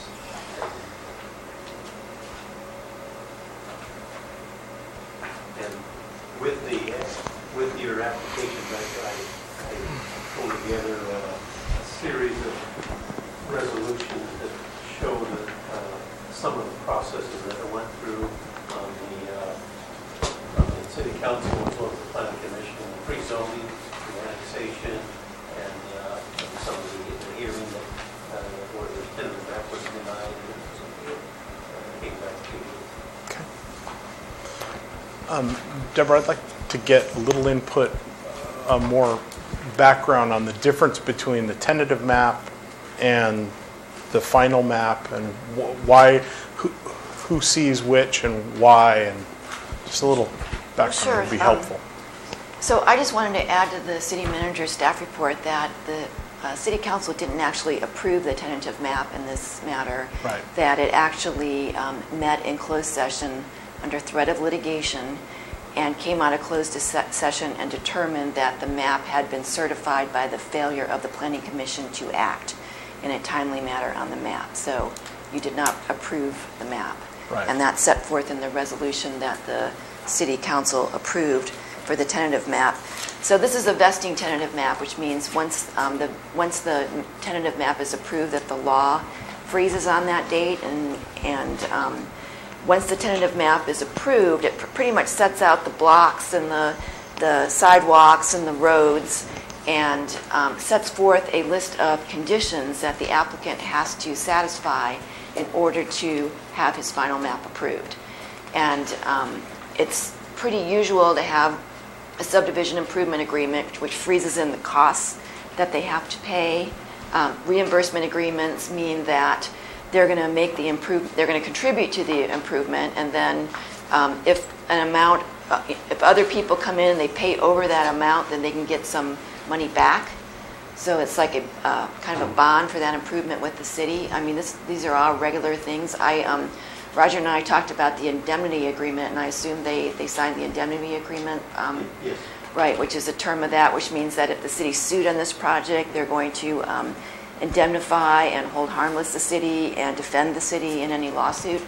So all those, the city engineer goes through a list of checklists, and if the city engineer determines, which is Roger, that everything had been met in the checklist, then with the final map, the city council really has almost no discretion. They have to rely on the city engineer's determination and make sure that, they can look at whether everything has been met in the checklist, but there's very little discretion for you to change the map, add additional conditions to the map. There's already been, the Planning Commission made general plan findings on this map and made a CEQA determination on this map, so you can't go back and undo that. All you really can do is say that the city engineer wasn't correct in his determination that the conditions have been adequately met. What are those conditions? I mean, we don't have any documentation on that information. Well, you do. They're attached. In your packet, it's attached to Exhibit A. Resolution 21657. And then there's a mitigation monitoring So we're talking about the conditions of approval. Correct. Yes, yeah, and then there's 47 conditions that are highlighted. Okay. And just to follow up to what Deborah has said is that after your approval, the map doesn't get recorded tomorrow. There are a lot of things that have to be done in terms of subdivision guarantee and getting the bonds have been posted and agreements there, but the title company has to get the taxes paid for it, they want a tax clearance letter, they want a subdivision guarantee, and all the signatures of all the owners in the park there, and our signature is the very last. We won't sign that until all of those conditions are met. And we're the protector of the general public. Right. So we want to make sure that map was recorded, that there's guarantee that there's going to be improvements done, and it's going to be complete, including landscaping as well as sewer, water, and everything else. Now, the buildings and the site, various site things, that's reserved for when they go through the site design review to make sure that it meets the criteria, the design guidelines, and what the applicant wants and what the community feels is applicable to them. And I think Councilman Van de Vries was very instrumental in the Creek Bridge. They did a nice job of seeing the same application being applied for not only the Copper Leaf as well as the Rancho. They're looking at the various styles to make sure that it's in that same style and architectural techniques. And so the subdivision improvement agreement is part of the resolution at the same time? Yes. Does it have to be? Yes, I mean, in my mind, that's what kind of embodies what they're required to do in the future. And that's what freezes all the bonds in place. So it's really what's not done, but what they have to do. Okay. Okay. So, so we couldn't separate these two items? No. Okay. Okay. Would the applicant like to say anything? Mr. Mayor and members of the council, is this on? Yes. Catherine A. Strike with Edenbridge Homes, and I'm here to answer any questions. My civil engineer is here also to answer any questions that you have. And I think staff did a great job of introducing the item, and I don't have anything extra unless you have any questions for me. Okay, thank you. And by the way, 3 times in public testimony, I have agreed to abide by all those conditions of approval. Just want to let you know that. Okay. I am sure we have a bunch of questions and comments. Was public comment closed? No, do you want to start with us, or do you want to let the public comment go first? I was going to wait till public comments. Okay. Do we have any public comment then on this item? No? We have Caravan's email. We do have testimony from Caravanc. Oh, gosh. Where is it? Yeah, that's the problem. I know it's here. 6A11. Okay. How long is that? Want to read it into the record? Pardon me? Did she ask that this be read into the record? Or is there, do we think there's a need for us to read this into the record? No, the writing speaks for itself. Pardon me? The writing speaks for itself. It'll be part of the record. Does anybody object to my not reading this into the record? No. Okay, good. I appreciate that. Here, Jim. Mr. Mayor, and Yes, Mr. sir. Council, that in response to Carrie, I understand where she's coming from. She's made the same request for the actual district as well as the road and stuff like that. One of the things that Matt and I look at is what is the definition of grid? Of what? Grid. Grid. It just says, hey, it's got to be a grid pattern. It's got to be a grid pattern. But really, the definition of a grid is a 90-degree angle. A grid is the streets goes at a 90-degree angle. And when we look at the tentative map, yeah, there are 2 cul-de-sacs, but the streets are all 90 degrees and parallel to the main lines parallel to there. So in the sense of the guidelines, and in the spirit of it, and I have to go back to the year 2004-09, and that was where it was adopted the design guidelines, and it says, whereas the design guidelines will provide guidance to projects applicants to ensure new and redevelopment projects contribute to and preserve the San Juan historical character of a small charter. And 2, whereas the design guidelines are instructive and are intended to provide the applicant with the flexibility to make their own decisions regarding the image and style of their project. And because there's an attitude that says, no, the design guidelines of these homes is cast in stone and they have to be a certain style, that is not correct. It's in the eyes of the beholder of this planning commission to say, they have some criteria and recommendations, and I think these applicants here, both in the Rancho Vista as well as the Cupperly, have gone and bent over backwards to try to achieve that. They're going back and then changing their plans now so that they're coming forward with the comments of the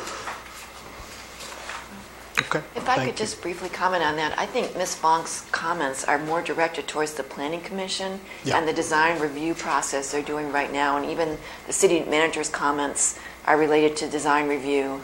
And I think the Planning Commission is going to, have more than one meeting now to work out what the design review is going to be on this. I still think there's a process ahead of this applicant, but you can't really change the lots on the map at this point. It's not the time for that, but the design is for Planning Commission.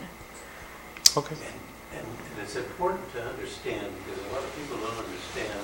I've been around subdivisions, construction for a good part of 50 years. And once the map is recorded, and I've indicated that it's not going to be recorded tomorrow, it might take maybe a week, 2 weeks, or whatever it is to get all the stuff, in and certified before it's recorded. Once it's recorded, the improvement plans will be signed. They'll have a construction meeting. We have a meeting with all of the parts and everything, and they'll start to initiate the construction. That process generally takes anywhere from 5 to 6 months, and we've seen it in Rancho Bell where they're there. Once that process takes place and everything, then the lots are available and the sound walls and the lighting and everything, and then the landscaping and stuff like that, then the next step is to come back and then do the site and design review. In that time frame, our obligation is we want to make a project successful so we can get property tax, impact fees and everything. We're obligated to see if we can provide water to it. You know, right now we have a water moratorium. So we want to initiate and get a couple new wells going right there. And then the second part of that equation is that they want to have customers come in and see their products, and they want to start achieving a community where they're going to design and build it. Okay. It's a balancing act. So we're finding is that probably you're not going to see the activity there until come along about September, October, maybe August. One other question, Deborah, for you. Are there any trigger dates, automatic approvals, that, like we saw with the tentative map? Where are we with that? If for whatever reason we do not approve this or we ask to continue this, what are the implications of those choices? Yes, there are. As set forth in the staff report, you have this meeting or the next meeting to approve this, or it's deemed approved. Well, okay. Well, but what if we object to elements of it, then we're not, I mean, it doesn't automatically, if we say no, it can't automatically be approved. If you disapprove, then by law, you have to set forth the factual basis for your disapproval. Okay, thank you. And it has to be related to the map, the Got it. checklist again. Okay, that's what I was looking for, was just because I mean, then why would we even be here voting on it if it was automatic after 2 meetings? It would just be pointless. Okay, thank you for that clarification. Jim, are you going to start over there? Not at this time, no. Oh, I'm sorry. We were going to ask for any other public comment. I don't think anybody had anything. Okay. Just the one comment that I always have. Yes. Do not call retention basin a park. It is not a park. It is an open space. It could be an enhanced open space. Sure. But it is not a park. Yeah, okay. And that's just I agree with you. 8 years on the county parks, and I'm never getting over that. In this case, it's a fenced separate space, I think. So It's an enhanced open space. Well, there's a fenced section that's the retention, and then there's a separate area that's all flat and not a big basin. But it's not. It's an area where you can't build anything. I understand. It's an earthquake thing. I understand. It's leftover, and it should not be labeled a park without a park in it. Because if that's a park with a picnic table and a fence, then my backyard is Disneyland. You know? Well, people keep referring to the lot across the street from my house as a park, and all it's got is a picnic bench. I don't know. It's not a park. It's an open space. Yes, that's But that's true. just a pet Does peeve have that I have. and a bocce ball court. And I think the answer to what Councilman West says is that the parcel A has a storm retention pond on it, but it also has a park on it. I understand. With walkways and everything, and it's going to be a community park there. Sure. It's elevated above the retention pond. Okay. Dan? With landscape and trees. Jim, that's all you had? That's it, yeah. Okay. Dan? When am I going to last? I have a question. I think you should just dive in, because my guess is you will have anticipated many of the others. Do you want to go? Sure. Okay. Sure. So I did quite a bit of legal research on this, and unfortunately, I came up with a conclusion fairly similar to the attorney, that the final map is usually ministerial and kind of almost automatic, and so it doesn't give us a lot of choices, and I start with that in mind. But I also start with my objections to this are mostly in the process area. Your home's I'm not the best person to ask about design of homes. You know, I'm sure they're great. I will like them if I drive by. You know, that's not my issue.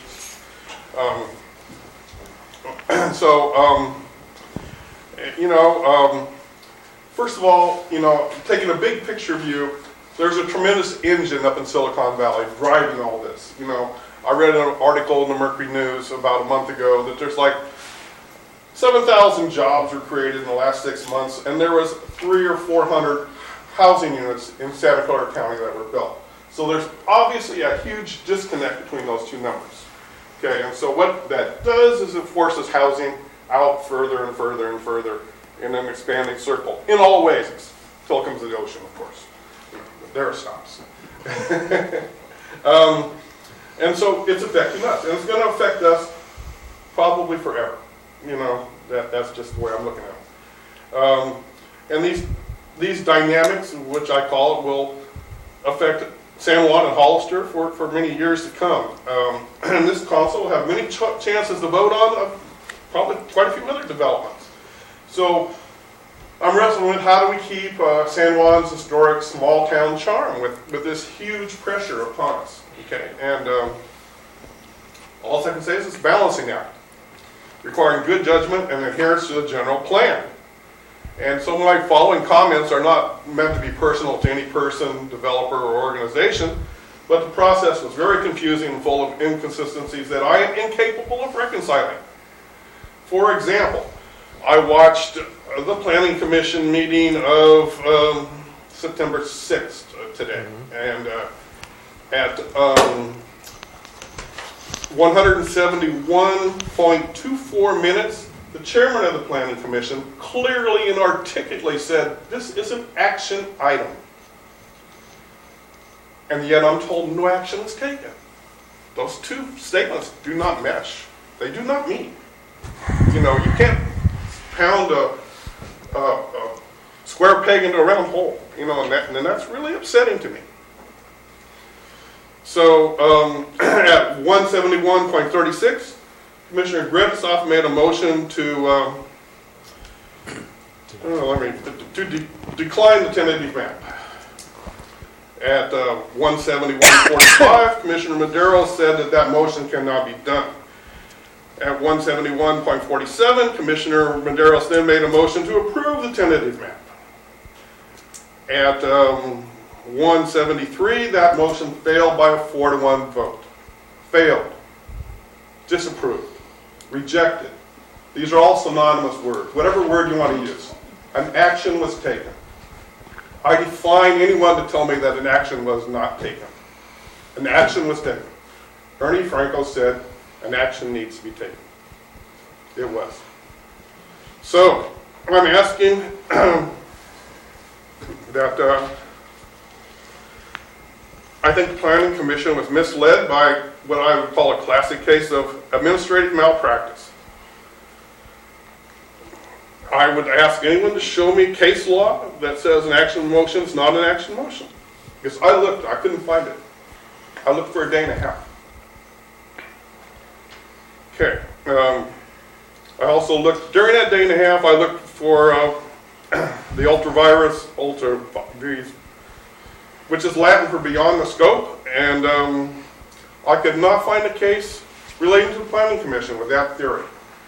I don't have Westlaw, I admit, okay, but I could not find a case relating to a Planning Commission with that theory. So I throw that out the window. The fact that the Planning Commission cannot plan because it's beyond the scope is a ridiculous statement on its face. So, and then there's another person saying, no, don't do this. And that's the October 4th letter from the Water Resources Board. State Department of Public Health is telling us, well, we can't stop you from building, but we can stop you from connecting. So I would never personally, never build a house that I could not connect to water. And they're telling you not to build. That's all I have for now. Okay, thank you. Tony? Well, number one, I'm relying on our attorney and all that this map by default was approved. Now, let me say one thing. All along, I really haven't felt that this was a good place to put more homes and that. But that being said, if everything is legitimate, I'll go along with it. And as far as the growth, if you go back to the old general plan, we presently have approximately 1,700, between 1,700 and 1,800 people here. The old general plan predicted at this point in time that we would have over 3,000 people here. Now, let's call that 1,000 people. That's typically, let's say, 250 homes. We're doing 84, 85 out here. This is 45.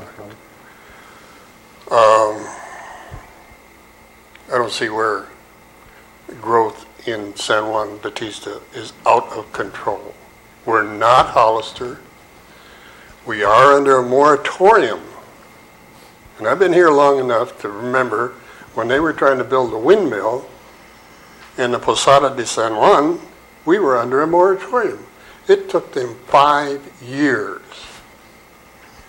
before that moratorium was listed and the Posada and the windmill could go ahead. Now, I'm looking at this water situation, hopefully is simple to correct. These people are going to give us a well site. Well, not give us, but I mean, we're getting a well site from them. Hopefully we can arrive at an agreement with the Kurosakis to get another well there, and we're going to be in good shape. And believe me, I worry about water. What, 2 summers ago, middle of the drought, we were down to using only well 1 because well 2, which is on this site, had high nitrates. I'd wake up at 3 o'clock in the morning, and am I going to be able to flush the toilet or brush my teeth in the morning? And somehow we got through it. But I think with what we have planned as far as water, we're all right. And then again, this map here, everybody tells me, hey, it was approved. Again, I don't want to say, I shouldn't use that word default, but it was approved according to our municipal code, and I don't see how we can go back on our word. It was not approved. It was not approved. Well, No. It was not approved. okay, Gentlemen, we're not going to have this is not going to devolve. Yet, anyway. Okay. Dan. Thank you, Mr. Mayor. It's always hard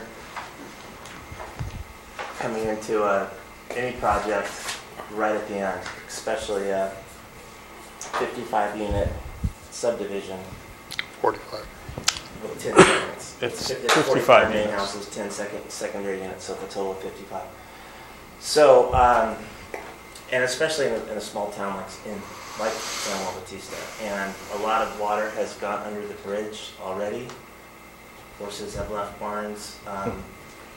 I nevertheless do have a lot of questions about the procedural posture of the matter and how we got here.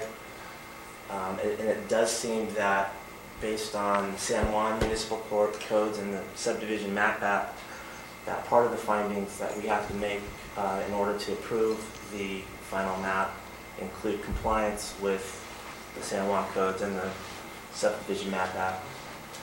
So as far as that compliance goes, and as far as how we got here, first of all, I'll give you my punchline now, is I'm going to be asking or making a motion for a continuance to take advantage of that second meeting, because I got all this stuff on Saturday at the water forum, and I've been researching and trying to get familiar with it. I met with the mayor yesterday to try to have him educate me on on how this got to where it is. And I'm just not prepared to vote one way or the other tonight, so I would like more time to further educate myself, perhaps have a conference with the city attorney, city manager, city engineer. Because I think as I go on, you might agree that there's just some questions that need to be answered. So as regards how we got here, let's start with that, and whether action was taken pursuant to the MAP Act Section 66452.4 and the San Juan Municipal Codes 10-2-530 and 10-2-545, all of which were cited in the September 29th, 2016 Edenbridge letter. I understand that at some point, let me direct this question to the city attorney. I understand that at one point you went into closed session and advised the council, and without violating any of those things now, was there any written work product that you generated for that presentation that I might be able to see between now and the next meeting? Like a legal memo? Did you analyze the city's position underneath those codes that I cited? I did, and they're of course privileged by the closed session, and I know you're a council member. I'm just not certain that I can release them to you tonight. I'll have to look and see, because it was from a previous closed session. I mean, I assume that I can, but I just need to check that. Yeah, and I understand that that's a question mark, and actually the mayor cited that yesterday as well when we met. But I joked, I said, well, even Trump's getting briefed on national intelligence and top secret stuff in order to take over. Sure. And I know that's kind of tongue in cheek, but it's the same thing. Here I am being asked to step into something, and part of it involves top secret information.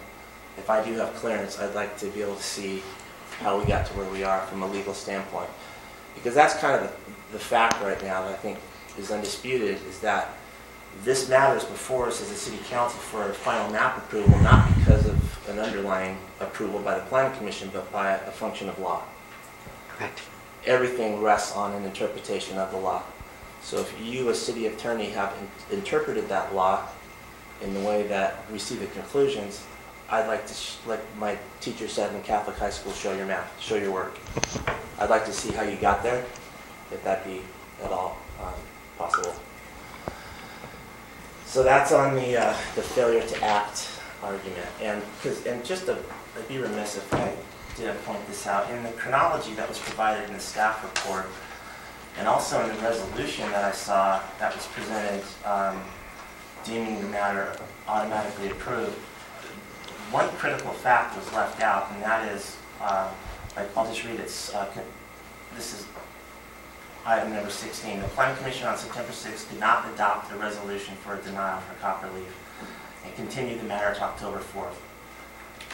The assistant planner did not inform the Planning Commission of the 50-day limitation, and it goes on. Nowhere does it say, however, that the matter was called for an official vote by the Planning Commission, and the vote failed.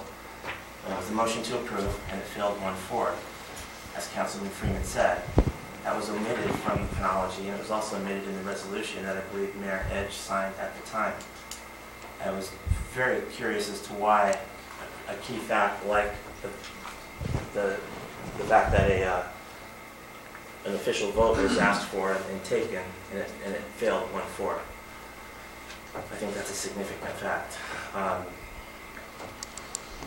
And I know I emailed you this, Ms. Mull, at the time, before I was even on the city council.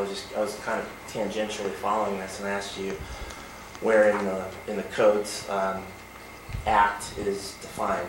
What constitutes action within the 50 days, within the subdivision map act or within the San Juan city codes? I've researched both myself independently, got the San Juan code here. I don't know that an official vote is not an action, and if it wasn't, why? So that's kind of where my question too. That's where my head is on that. Okay, but to answer that is a motion to approve and it fails is not a motion to deny. A motion to deny and it's approved, the map is denied. That's a very significant legal term. A motion to approve and it has failed does not infer that the map is denied. Well, with You all, have to make a motion to deny, and it passes to deny. I'd like to see case law on that subject. Well, I just. I'd like to- Hold yeah. on, hold on. Yeah, Dan is speaking, this is Dan's time. I got the floor. With all due respect to the city manager, that's why I made the request to the city attorney to advise me on that action, because it doesn't say anything about it has to be a motion to approve or a motion to deny. All it requires is action. And that's the purpose of the Subdivision Map Act and the Streamlined Permitting Act, is to avoid unnecessary delay caused by municipalities who essentially take someone's application and put it on a shelf and don't take action. And therefore, it's unfair to applicants to have their applications sit on a shelf for an undue amount of time. So therefore, the law requires that something be done, and that something they refer to as action. And so the question here, again, is whether action was taken, and I'll wait to hear from Ms. Mull further on that. Well, I just wanted to mention to that, the city council did meet in closed session, and they discussed this issue thoroughly. It wasn't, they were under the threat of litigation. They were looking at whether, if they took on the litigation, whether they were going to win. And I'm not an advocate for what happened. We were just looking at whether we could win or not, whether we were going to throw the city assets at it to win, and a decision was made. And unfortunately, in this case, a mistake was made by the assistant planner.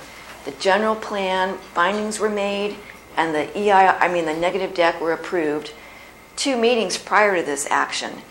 City council did look at whether there was an action or not. They looked at whether there was case law or not.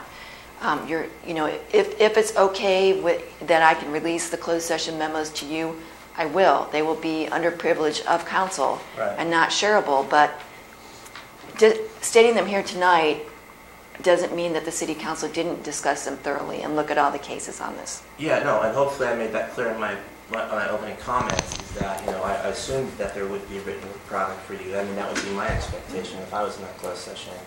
And I know the conclusion that was reached, I just don't know how you got there. So it might be very helpful in that regard. So that's, I think, basically covers the automatic approval issue. On the project itself, I am very curious about this subdivision improvement agreement. I can tell you that in 14 years sitting right there and 12 years now in the county, this is the first time I've ever seen a subdivision improvement agreement.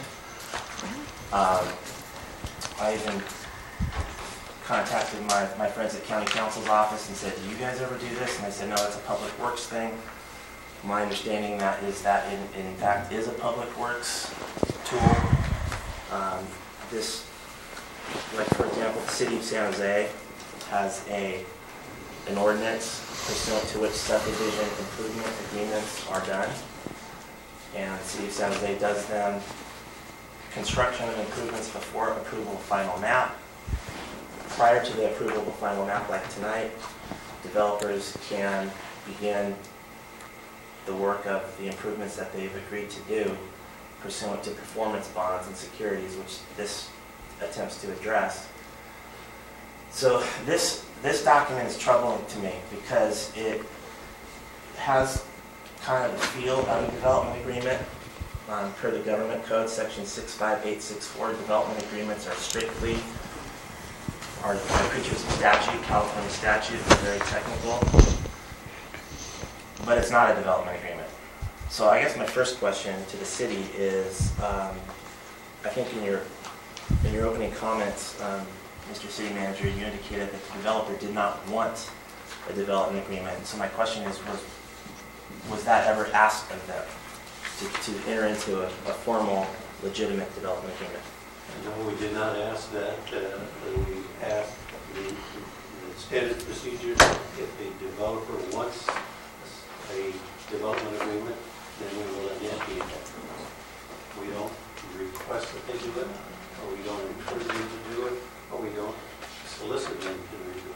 It's up to that applicant, that subdivider, that developer, if they want development agreement. Yeah, no, it is, for sure. It's got to be a voluntary undertaking by the developer. But so my question was whether the city had made the request to the applicant to do a development agreement, or that request was declined. I've been doing subdivisions since 1962, started in Los Gatos. Subdivision agreements have been commonplace.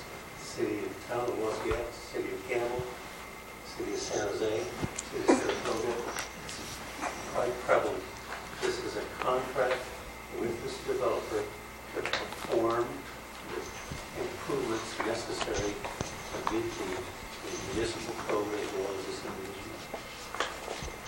Yeah, and as I said, I know that subdivision improvement agreements exist as a function of a city's ordinance. I don't see how they exist as a function of California Government Code, for example. By the way, what is the date of this subdivision improvement agreement? It was effective when? Because it has triggers in it that start with the commencement date of the agreement, but I couldn't find anywhere where the agreement's dated.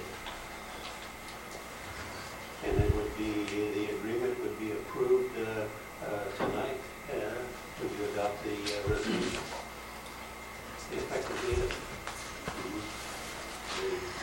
They notarized their signature January the 10th, 2017.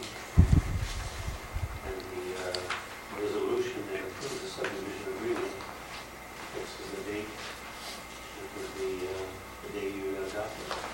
Well, above the signatures it says, "In witness where the parties have executed this agreement as of the effective date first written above." But there is no first date written above. I wasn't clear about that. If you were to refer to this agreement, you'd say the subdivision improvement agreement dated what?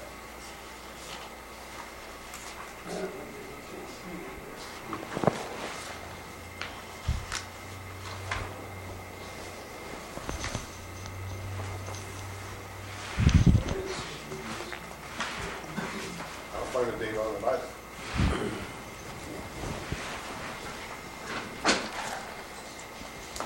Unless it's hiding, neither did I.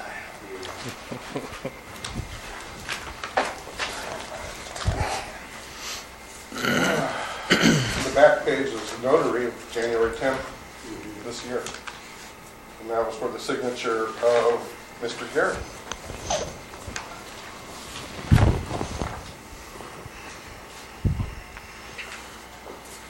It's the only date I can find. Yeah, typically you see the date in the first paragraph of the agreement, and it looks like the date fell out of this one. What's this? That's typically where you see it. This is what we're talking That's the about. resolution. Not What's the date? This is what we're talking about, right here. The subdivision improvement agreement has no date on it. Okay. Well, so to the extent that this subdivision improvement agreement is then trying to capture things that I would submit are more commonly seen in development agreements, I'd like to talk about those for a minute. And so I'm referring to page 1 of the subdivision improvement agreement.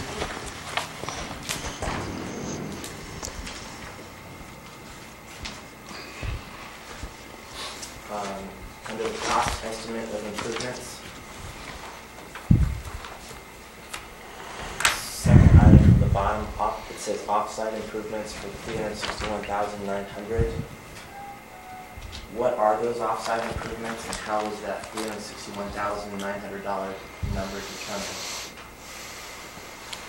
And can we get, if my motion to continue is successful or passes, I can ask that. That's one thing I'd really like to understand better, is what exactly are the off-site improvements? How is that $361,000 figure derived? Should we hear from the applicant? Having that as a combination of the cost of the de-acceleration lane and the roundabout. Well, okay, but then if you turn to page 2, there's separate line items for the right-hand turn lane of $60,940, and the shared roundabout is $14,640. for a total cost estimate of improvements 2.429. So were those numbers counted twice? And even if you do say that that's what that represents, that $74,000, not $361,000. So Should we hear from the applicant? Would you like to speak to this? Sure, Mr. Mayor and members of the council. This is the first time in a final map hearing I've ever had to talk about the subdivision improvement agreement and the cost. We submitted a cost estimate to the city manager, and in that cost estimate we actually itemized what the off-site improvements would be, and that includes the landscaping and the sidewalk and the lighting and the undergrounding and the paving of San Juan Hollister Road. So that's what that line item includes. And I did not bring that cost estimate with me tonight because typically I do not have to talk about that at a hearing for a final map. I know that. Okay. I know. So I'm sorry I don't have it with me. Okay. It's probably in the city manager's office. He can go get it if you'd like to, but that's what that is. Okay. So the items that you're talking about for the improvements, our share of the deceleration lane and also the roundabout are a separate line item in that, I believe, in that subdivision improvement agreement. And again, I didn't bring that with me either. sure, I understand. And that's what I said. Is there anything else you need to ask Yeah. me? Any other items? Go ahead. Yes, there are. Okay, go ahead. But like I said earlier, if my motion to continue is successful, I would like to see more information on what the off-sites involved. Those off-site improvements, though, are all project related, correct? Yes, they are. And we are conditioned in that the conditions of approval that's attached to a resolution to perform and install construct all of those items. Okay. I'm turning the page to page 2. And by the way, can I have one more thing? Yeah. And there's a signed set of improvement plans on the city manager's desk. Those off-site improvements are in that improvement plans. Okay. He's looked at them, he's approved them, we've gone through some changes with him, and they're all approved. Okay. So that goes along with the final map. Okay. Thank you. So on page 2, the list of project costs continues, and the last two items, right turn lane off of 156, 20% of the cost. How was the cost of the right-hand turn lane on 156 communicated to you? What's that based upon? That was communicated to me by the city manager. I had a cost estimate, and I believe he has a more recent cost estimate that's provided by the gas station owner. I can't remember his name right now, and his engineer. Right. So a de-acceleration lane on Highway 156 has been bid? They have engineers that they're providing cost estimates for. Hatchmark McDonald? There's a cost estimate. I don't know that it's been bid yet. I don't think it has, but there's a cost estimate. You get a cost estimate from the engineer. Engineers' cost estimates are usually more aggressive than what the bids are. Their unit cost pricing are usually higher than what you normally get in a bid. Okay, yeah, I'm familiar with that estimate. Okay. So I know what that is. But I think that also should be in front of the council at the next meeting, because I think that, well, first of all, my understanding is that if it's that Keith Higgins report, he said $400,000 and 1/5 of 60 is 300,000, so there might be a disconnect there. I think 400,000 is even low. And I don't think that the author of that traffic study for the gas station is qualified to render an opinion on the cost of the de-acceleration lane once everything's said and done, because that's going to be a problematic corner. But we'll save that for next time. Share 12% of roundabout intersection, 14,640. Where did you obtain the total cost estimate for the roundabout? I did an engineering estimate. Of your own? Yes. Okay.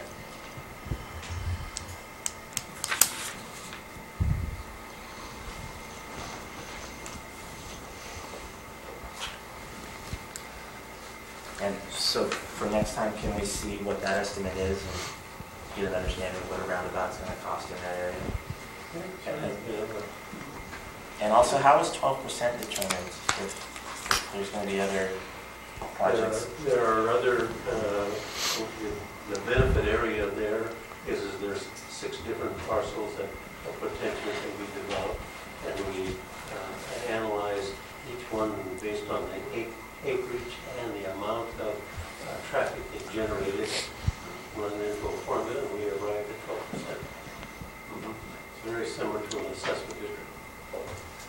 So why were 5, I can't talk right now.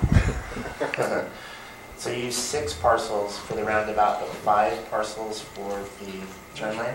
Each parcel has different land uses and different trip generations, and so you calculate that all into the formula and then ratio it down. Is the hotel included in the roundabout property? Do they pay a share? Yes. So, As well as the motel, the Copperleaf, the King Dominguez. Who's that? King Dominguez, 18 acres. That's the referred to. 1.5 acre industrial park, and 7.5 acre.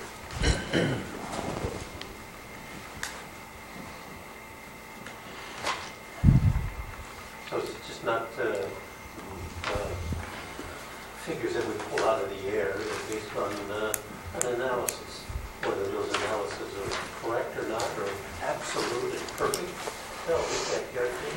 They're estimates, and they're projected on standard traffic generation of land use formulas, and then our estimates around it to what we find as normal construction levels.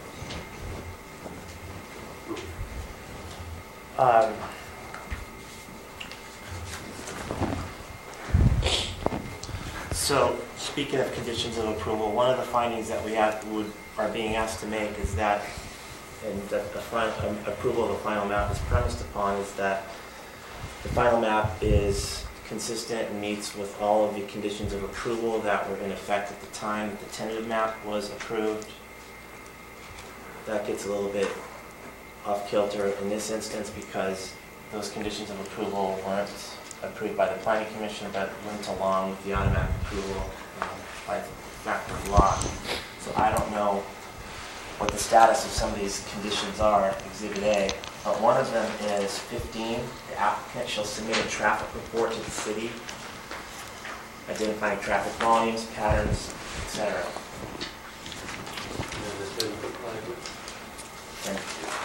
Mr. Mayor, if I can. Councilmember DeVries, that was submitted, the traffic report was submitted with the mitigated negative deck and accepted and approved by the Planning Commission. So was the archaeological report. And I was going to ask for that. As a part of the documents that I'd like to see for next time, I'd like to see the Planning Commission staff report and everything that went along with it for September 6, 2016. If the traffic study was not included to the Planning Commission of September 6th, I'd like to take a look at that to see what was triggered. Councilmember DeVries, sure, I understand that, but the mitigated neg deck was approved August 2nd by the Planning Commission. I just said, I don't know what was in the Planning Commission's packet for September 6th, because if these are the conditions for the September 6th Planning Commission, one of them calls out for the traffic study. So I don't know if the staff provided that traffic study to the Planning Commission on September 6th. If they didn't, and it was only attached in the mitigated neg deck in August, I'd still like to see it for next time.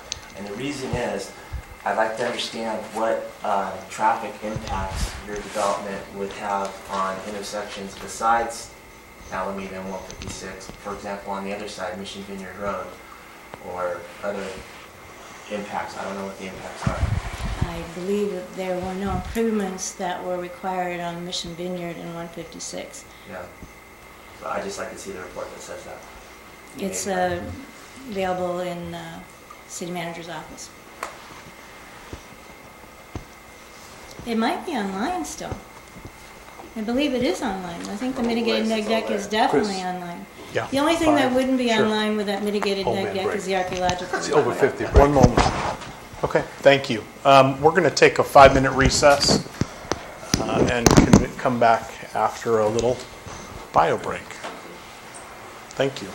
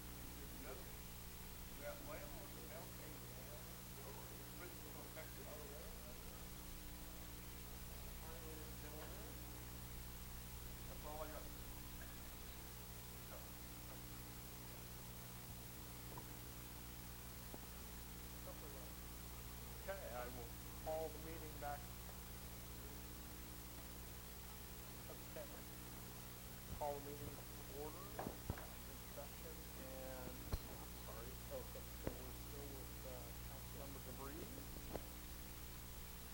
Please continue. Right, tap the floor. Sure. I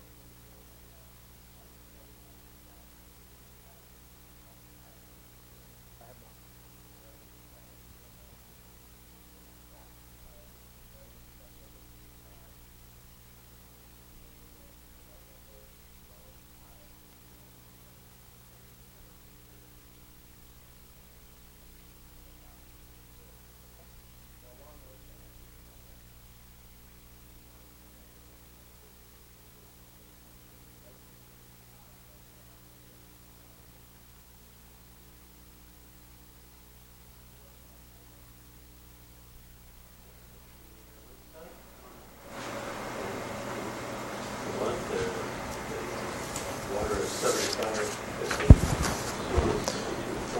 Roger, I would suggest that we get it out as a, provide a memo rather than, I think he's going to want to see it as a reference. The average house, each residential house, pays $23,332 of impact fees.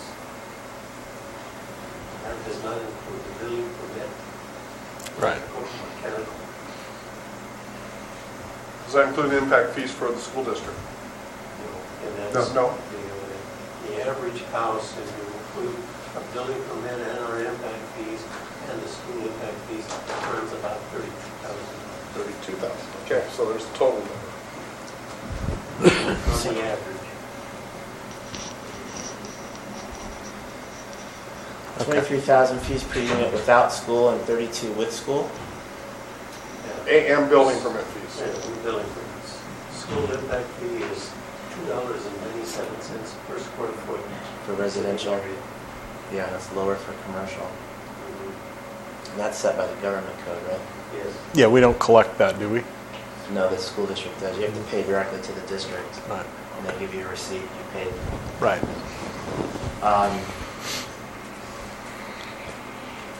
What about, since I don't have the list of impact fees that are available to the city, is there any kind of Parks and Recreation impact fee? Inside there, yes. There is? Library, park, traffic, public safety, civic, water, sewer. So I think what would be really helpful to the community is if we could have some type of economic analysis done on this proposed project, showing what revenue it will bring in by line item to the community. I've already done it. Good. So could we get that for next time too? Great. That's gonna be You know you don't get paid for all this reading, right? Trust me. I wish. The county, I got $100 a meeting. Well, the county's rich. Yeah.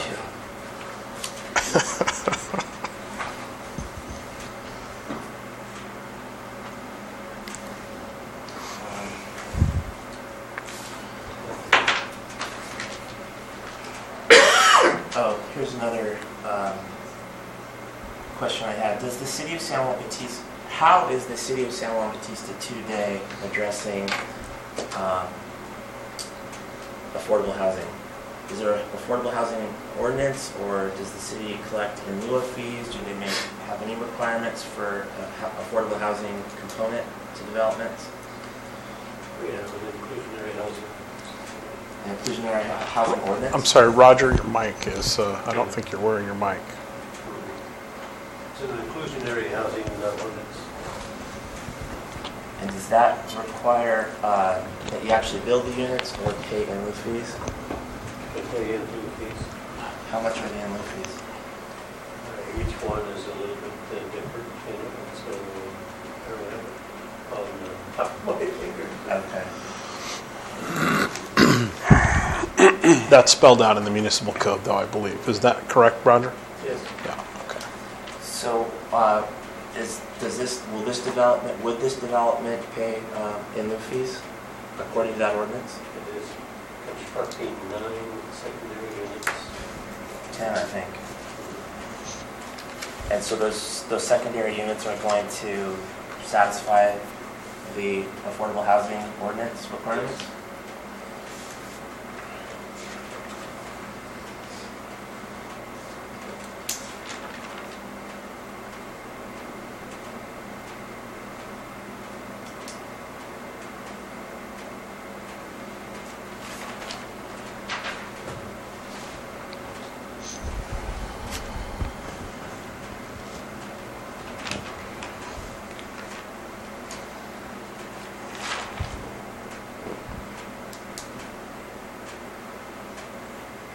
So I think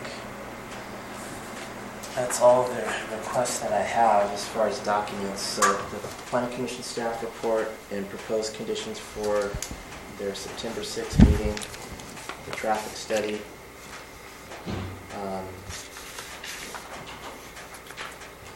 San Juan Municipal Code section requires that 10-2-930 that discusses what our responsibilities are to approve the final map. That we have to certify that all the requirements and conditions by the Subdivision Map Act have been met. That Chapter 10 of the San Luis Municipal Code has been complied with, as well as all of those conditions of approval that were in place at the time that the tentative map was approved, which I assume are those conditions that existed on September 6, 2016. And those should be in the staff report. So to the city attorney, if there's anything else that you think is required by the Subdivision Map Act for this final map to be approved, to outline what those would be. If there's anything anything additional that the San Juan Municipal Code requires, to let us know that. And then the things in the subdivision improvement agreement that I mentioned. So I think that would answer a lot of questions for me. Perfect, thank you. You're very welcome. Thank you, Dan. Welcome, John. I have a few questions. I think that unfortunately, or I shouldn't say unfortunately, fortunately or unfortunately, it's a lot of information to get through, and information that I, for one, am pretty unfamiliar with. And so I would agree with your suggestion that we continue the item. I would also suggest that we schedule very soon the conference that you requested between yourself, the city manager, and the city attorney. I'd be interested to attend that as well, and make sure that we're have all of our I's dotted and T's crossed so that we are able to take clear and concise action at our next meeting, however that may turn out. But anybody else at this point? No, I would agree with everything you said. Okay. Dan, you had a motion? Yeah, I'd like to make a motion at this time to continue this agenda item to the next regularly scheduled city council meeting. Okay. Second. Thank you. Connie? Councilmember Bach. No. Councilmember Freeman. Yes. Councilmember DeVries. Yes. Vice Mayor West. Yes. Mayor Martirena. Yes. All members of the council being present, the motion is to recommend the passes. Thank you. Okay. So, there we are. We're over the hump, folks. People should do their homework before they come to the meeting. Guys, we'll get to it. Okay. 6B, consider resolution adjusting the budget to allow for planning commissioner training /conference. I think I need to recuse myself. Yeah. Why is that? Never mind. Just go ahead and vote. Recuse himself. Because of his wife. Oh. Yeah. Well, I tell you, if there was ever an example that we need planning commission training. I think we've just gone through the process. Right, can we require all 5 of them to go to this training? I've actually gone to would that be- training, and it's very, very, Have you? yeah. Okay. Anybody have any, Mr. Mayor, members of the council. oh, sorry, you have a, Staff report is, Sorry. originally when we prepared the 2016-17 budget, we did not put in any money for training. An oversight, and we only appropriated and earmarked $500 for education and training. And somebody we have a new planning commissioner that we requested to attend the Big California City Planning Commission Academy, and we calculated approximately 1355. So we would make a recommendation to add, change the budget 17 on item 526 from 500 to $1,500. Should cover the expense. yes, sir. The only thing I'd like to say, Mr. Mayor, is that it's my understanding more than one planning commissioner wants to go at this time. So it's a little bit pricey. The mayor and I were talking about this yesterday. You know, UC Davis used to run those classes, well, I went to that class. I've been to this one in LA. It was in Long Beach, actually. It's really, really good. But you do have airfare, lodging, everything else versus going to Monterey. They have them. Or Davis. Or Davis. Okay. We could save some money. The mayor said to me yesterday it might be an issue of timing, that they wanted to get educated as quickly as possible. This was the first one, I think. And I would agree with that. I'm not sure. But I think Darlene Boyd was the only one that specifically called out an event and a schedule. But I do agree. I think that we should proactively see if the other commissioners would like to do it, and I would suggest that we accommodate that in the budget. Yeah. And if 3 of them go, they can drive. Oh, yeah, that sounds like fun. Hey, drive to LA, nothing better than drive to Tony, any road trip. Well, I can see increasing the budget, but not for one particular person. If we can get 3 of them done for the same amount of money. Well, it won't. It'll be triple three that. times that money. No, like you're saying, UC Davis or Monterey is not going to cost $1,500. No, I think I think the issue is that the next available training was the Los Angeles, and that for them to wait for one of the other training sessions, it would mean a significant delay. And I think certainly my interest was in getting them up to speed as quickly as possible with 4 new members, 4 brand new members. I don't think Andy obviously was on this body, but I don't know if he had any previous experience with the Planning Commission. John Hopper, also, I know he was on the City Council, but I don't know if he was on the Planning Commission. So he's been both. So we probably have 3 of them that really need it, and certainly I wouldn't object to John Hopper going, because it's been quite a while, I think, since he was involved at that level. Sequence changed. Yeah. Annually. You're acting on the assumption that he learned a whole lot when he's the planning commissioner the first time. I don't know if he went any trainings the first time he went to. I'm pretty sure that was in the 90s. When is that California League conference? I don't know. I don't know. In Los Angeles, I think it's March or April, I think it was, because we had to send the Registration. thing in pretty soon, Are we up against a deadline for submitting the registration? I'm going to say it was the end of March or first of April. Okay. Matt, you just got out of school more recently than any of us. Do you know any other good trainings that are less expensive, maybe easier to get to? I haven't heard any recently. Trish usually hands them when she finds out about it, but I'm not on a lot of the list that she has, like the League of California Cities. The League of California Cities website, we have that on our calendar. Mm-hmm. So what are we're talking about $1,000 here? Well, we're talking about 4,500 per person. no. 1,500.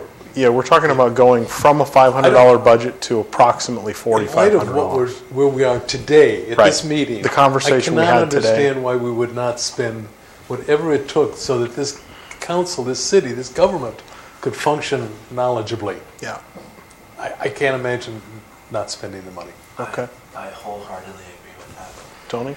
Oh, you just say that one more time, man. Again, Emphatically. I'm not aware of anything major coming up, and I would like to know if League of Cities is putting, I mean, now all of a sudden you've gone from $1,500, or actually $1,000 increase to $4,000 increase, you know.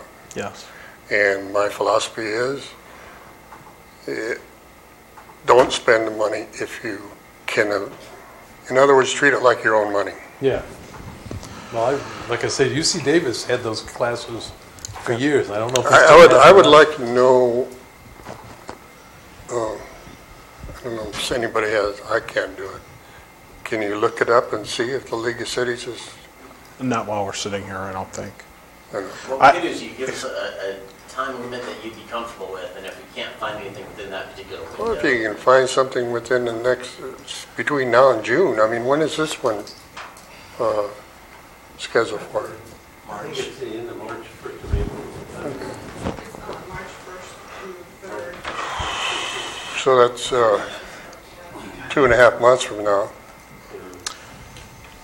Okay. Whatever you guys want. So we have 5 planning commissioners times 1,500. Well, I don't think we need all 5 of them. I know, but I don't know how you open it up to just 3. Well, yeah. I think you gotta say That's anyone, $7,500. $7,500, right? How about we do this? When's the next planning commission meeting? February 7th. February 7th? Would that be in time for the registration deadline for the league? We probably I don't think know. the registration can probably extend mid-February. The registration deadline is on February 7th. Oh, yeah. By midnight? What I'm thinking of is giving, so that this can move forward and not be delayed,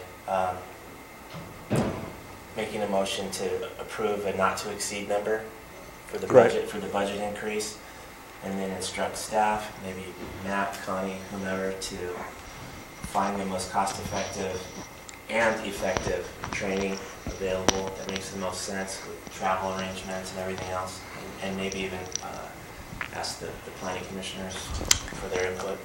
Yeah, I would suggest that we leave it to their discretion. Yeah. I think But this is the not to exceed, I agree. I think that's a great solution. In the past, I've carpooled with other clerks to trainings, so we can probably find somebody to carpool with, or maybe take one of the, I don't think we have any more city cars, but Okay. yeah. Any public comment? Okay. Okay. Anything else from the council? Tony? No? Joe? Again, you know, I just can't, now all of a sudden it went from 1,000 to 7,500, you know. Sure. There's got to be a little more reasonable way to, I mean, I think we're feeling the urgency given the stuff that's, the circumstances and if surrounding somebody this. comes up for a training for city council people, that's No, we wouldn't qualify. Okay. Well, So that's why, Councilman Bach, my thought is to accommodate that concern by setting a not to exceed, and then the hope would be that what's your title again, Matt? Community Development The Director. Community Development Director, working in conjunction with the mouthful. clerk and the commission, could maybe come up with a more cost-effective fit and save money on the 7,500. But pass it now, not to exceed 7,500, and hopefully they'll save some money. So is 7,500 the number you're thinking, or like 5,000? Well, I think if the California League Conference is 1,500 each, budget number, and I don't know how you avoid opening it up to all 5. Maybe only 3 want to go. Okay. So you save money right there. Sure. But I don't think it's fair to say, we pick you 3 to The go. registration fee is $575, everything else is the airline flight, the hotel accommodations, Okay. meals. Understood. Like that. we've always tried to pick the time when it's closer on in Sacramento or San Jose, and then we can just have them commute up there. I Okay, think what we do is get a contract with those who's going to stay on the board. there you go. Yeah, A reimbursement. Yeah, do it for That's a the reimbursement contract. Yeah, It really is a good point. because, you know, Okay. We had, what, 3 of them quit? yeah, that how do, you know, Wow, okay. I don't know. So, entertaining a motion? I'll make a motion that we increase the city budget to, for education and training for planning commissioners to $7,500, but that is a not to exceed number. And I would further move that staff, community outreach director, Development. development director, be instructed to meet with commissioners or communicate with commissioners directly to determine their wishes and also look for any cost-saving opportunities that may exist in a Monterey or a Davis or something like that and pursue that. But the overall objection of Councilman West's comments be achieved, which is to get these folks educated as best we can quickly. We are in a very bad situation. We have a motion? Motion? Second. Okay. Any, Would you mind one repeating the moment. motion? Sure. I'll simplify it. Not to Please. exceed $7,500. Matt's going to meet with the commissioners and with Connie, and he's also going to do a little independent research and see what other options might be available besides the California League of Cities in LA, which is an expensive option. And if there's something else just as good that's local, they'll pursue that, working with the commissioners. You know, one thought, there's 2 planning commissioners on there that won't, that if we don't run again and we don't get reelected again, they won't be. Should we say that we offer this to people who have 4 years? Okay. I wouldn't like to do that. All right. I'd prefer to see it stand as, I just So- don't want them to feel not valued, even if they're not. Right. You know, it seems kind of discriminatory. Yeah, well, Ernie doesn't need to. well, and he doesn't have to. He won't would go, choose, but he I'm would choose fine. not to, right. So Pardon? he could choose not to. We're not forcing them to do it. We're just giving them the opportunity to do Well, it. and there's enough of me sliding over with Tony about the boondoggle thing, you know. I mean, 3 days in LA? Hey! You know? And I didn't pay any attention when I was in school. I wouldn't go to 3 days in LA if I could And I help it, presume they're but not that's staying just at a me. Motel 6 either. No, you're staying at a conference hotel, which is Okay. nice. So we have a motion. And a second. You're seconding the motion. Connie? Councilmember Bach, Yes. Councilmember Freeman, Recusing himself, he is yes. Councilmember DeVries, Yes. Vice Mayor West, Yes. Mayor Margareta, Aye. four members of the Thank council. Okay, action items. Why? Oh, excuse me, Mr. Mayor, one last Pardon thing. Matt, if you do get something nailed down, could you just shoot us out an email? Let us know how you're doing. Thank you. Good. Thank you. That was good. And you want to adopt the resolution? Is it have to be amended? Well, there's no, there is a resolution. City of San Juan Bautista amending the San Juan Bautista municipal I budget. guess we're doing that. Fiscal year 2016-17. You know, gosh, I don't know. Do we need a resolution to do this? I don't understand why we, I guess Roger wants a resolution as a For the budget. Yeah.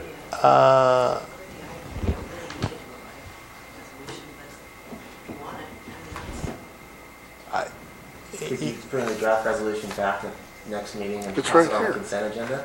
But we just changed that thing to funds in the amount of $7,500. Yeah. Actually, it would be $7,000 because there's $500 in there. right. Okay. Are you amenable to that? Yeah. Okay. The, So we're gonna now change- Therefore, be it resolved that the city council of the city of San Juan Bautista approve the transfer of reserve funds in the amount of $7,000 in the community development and planning department budget, Department 17, line item 566, 526, education and training, to adopt the amended fiscal budget 2016-17 San Juan Municipal Code budget. Okay. Dan? make the motion. Please. I make a motion to approve and adopt Resolution 2017-XX as amended and articulated by the city manager. And what's the number? That was 02, 2017-02. No, This is not a, this is a resolution, not a resolution. ordinance. 2017-01 was the street closure. Got it. And then 2017-02 would have been the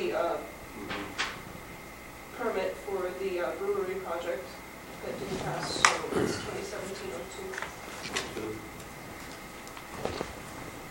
Yeah. Okay. Okay.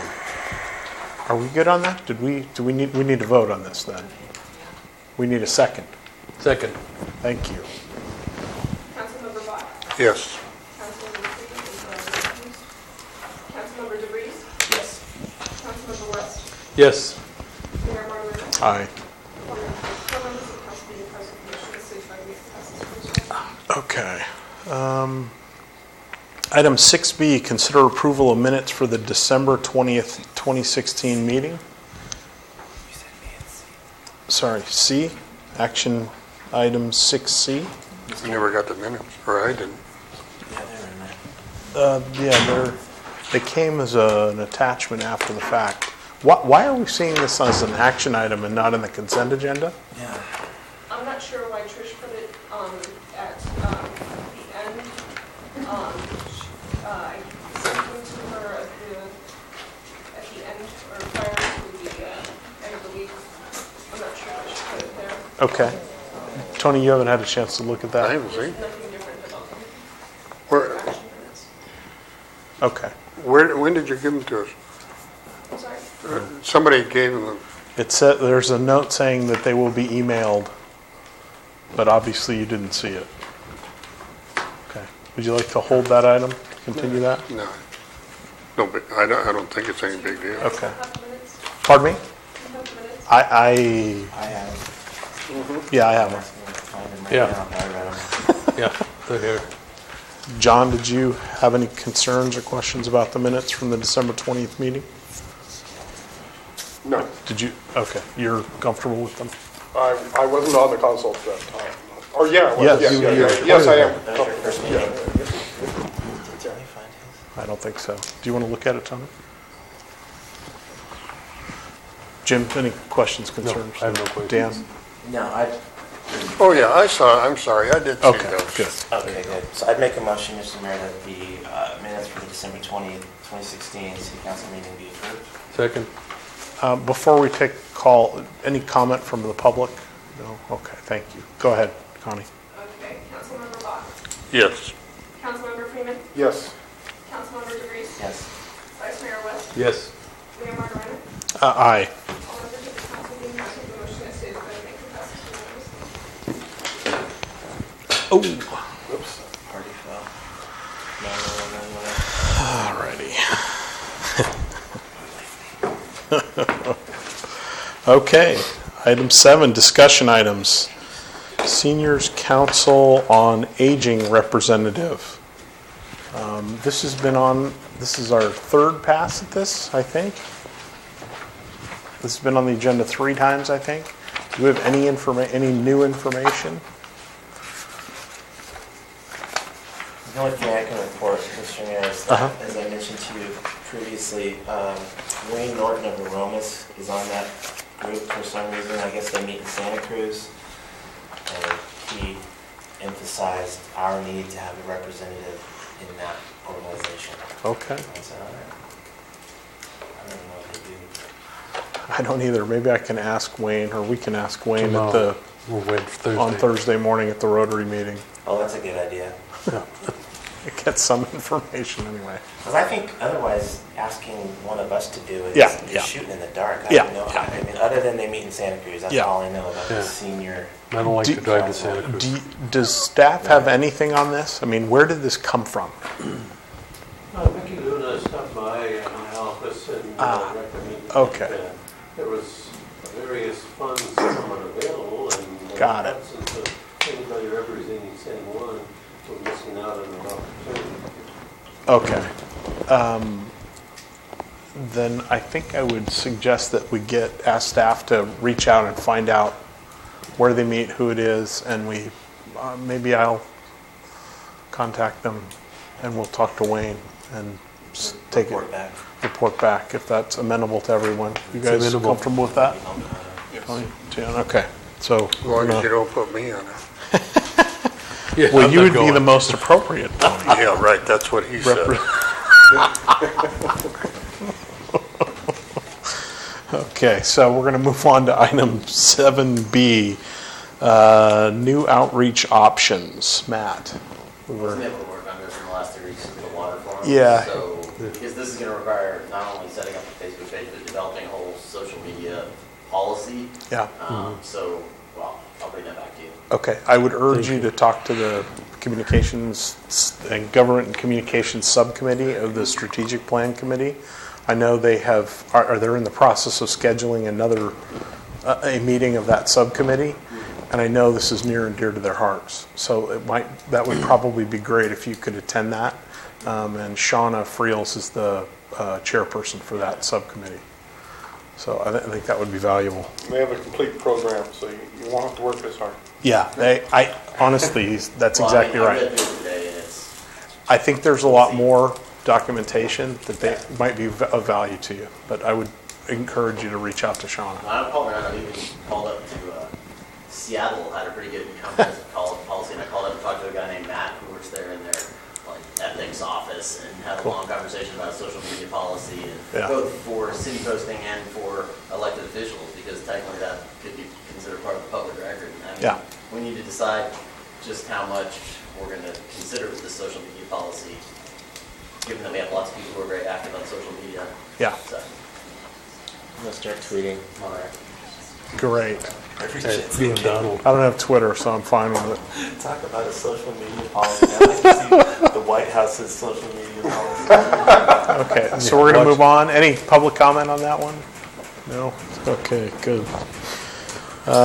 So, consider a policy for addressing underutilized, neglected, and public nuisance properties. I had asked for this and asked for input from staff and the city attorney, and I'm not sure, given the scrambling we had last week for the Saturday event, I don't know if it's realistic to expect anything at this point. You know, what I did is I did look at our city code, and actually you can just search nuisance. You can see that the city has a very comprehensive program already in its city code to address nuisances. There's the ability to cite nuisances and lien the properties, which is key to, not all cities have that, but you have that.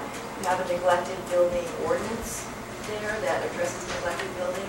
And then if you search nuisance, it's peppered throughout the code, weed abatement, graffiti, trying to think of other things, even loud noises. You can use a nuisance ordinance and enforce against the property and then lien the property if they don't comply. So I really think the next step would be just to identify those properties that you think might qualify as nuisances and start code enforcement on them, but you do have the tools there available to you to create nuisances. Okay. Any questions from staff, or from... Do we start a list? Well, if we have tools, exactly, well, I agree with Tony. Start with The old Donkey Deli building, Okay. the graffiti, all they did was paint it over with white. And I know Mr. Tobias has got enough money to buy a couple of gallons of yellow paint. Yeah, but he ain't going to spend that. Shall we... I mean, everybody knows what it was. Yeah. I mean, why didn't just leave the graffiti for God's sake? I don't know why, that just irritates me every time I come to City Hall and see Okay. that. So, Mr. Eckman. Yeah, go right ahead. So, Deborah, we can identify properties to which we might turn our attention, and on the one hand, and there might be tools in our toolbox, but if we came to you next month, for example, and said we want to start something with an identified property, do we have kind of you said it's peppered throughout the municipal code. Would there be an advantage to pulling the different excerpts and citations out and coming up with okay, this is what we're going to do as a matter of course? with one of these No, I properties? don't think so. You have the dilapidated building code section there, and then you have the maintenance section. So I'm just saying that you have two very comprehensive ordinances there, and then you have references to nuisance abatement that run throughout the code. Do we have a policy in place for addressing these things? Like, when do you go to one section and when do you go to another? Is there a warning followed up by a letter? What is the city's current policy on So dealing it's with all these set kinds of out problems? prior to Yeah. putting a lien on the property. There's a whole process there you have to go through to notice it, and I would actually defer to Matt, because in your city, code enforcement is complaint generated. And so there's no list right now. I think that's really the issue, and it goes down to staffing and how much time code enforcement has available to work on the list. But as far as I know, you don't have anything on the list besides delivery, so.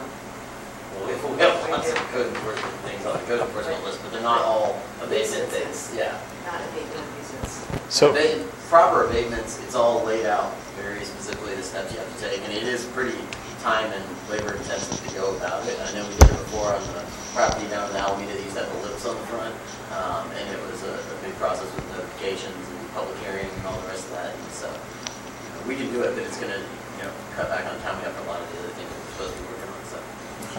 okay. Good enough. Anyone else? Well, I still think Tony has a good idea. We develop a list and we start with 3rd Street and work down or up from there. I agree. Jim? anyone? I just don't like the property across the street. Oh, great. I'm fine. Okay, so, Yeah, it's his property. the lot, you mean? The lot, yes. The park that they... The park. The new city park. Okay, so, okay. So we think we have some tools to use, but we need to develop, because as you pointed out, this is really a complaint-driven process at this point. If we want to be more proactive, it's going to be us or staff actively going out and identifying issues. Okay. And that has been one of our focus is to do a push with code enforcement after the water forum, because that was the big, we had to devote a lot of time to that. And Sure. We've had code enforcement meetings finally up, and there's definitely a few properties with other issues like working on cars in the street and other things like that that we have on the list. But if you'd like to create a portion of that list that has to do with these properties that you're concerned with, that we can also focus on, we can do that as well. Okay. So I will say that I'll start making some notes for you. Yeah, but I have a question. Yes, sir. Our security company, all right, my understanding is that they could ticket code violations. They could if we gave them the authority. We haven't given them. Well, like, the emphasis was for them to identify code and let us know. for them to identify, and they wouldn't Right. put a ticket on. Take the necessary action. Okay.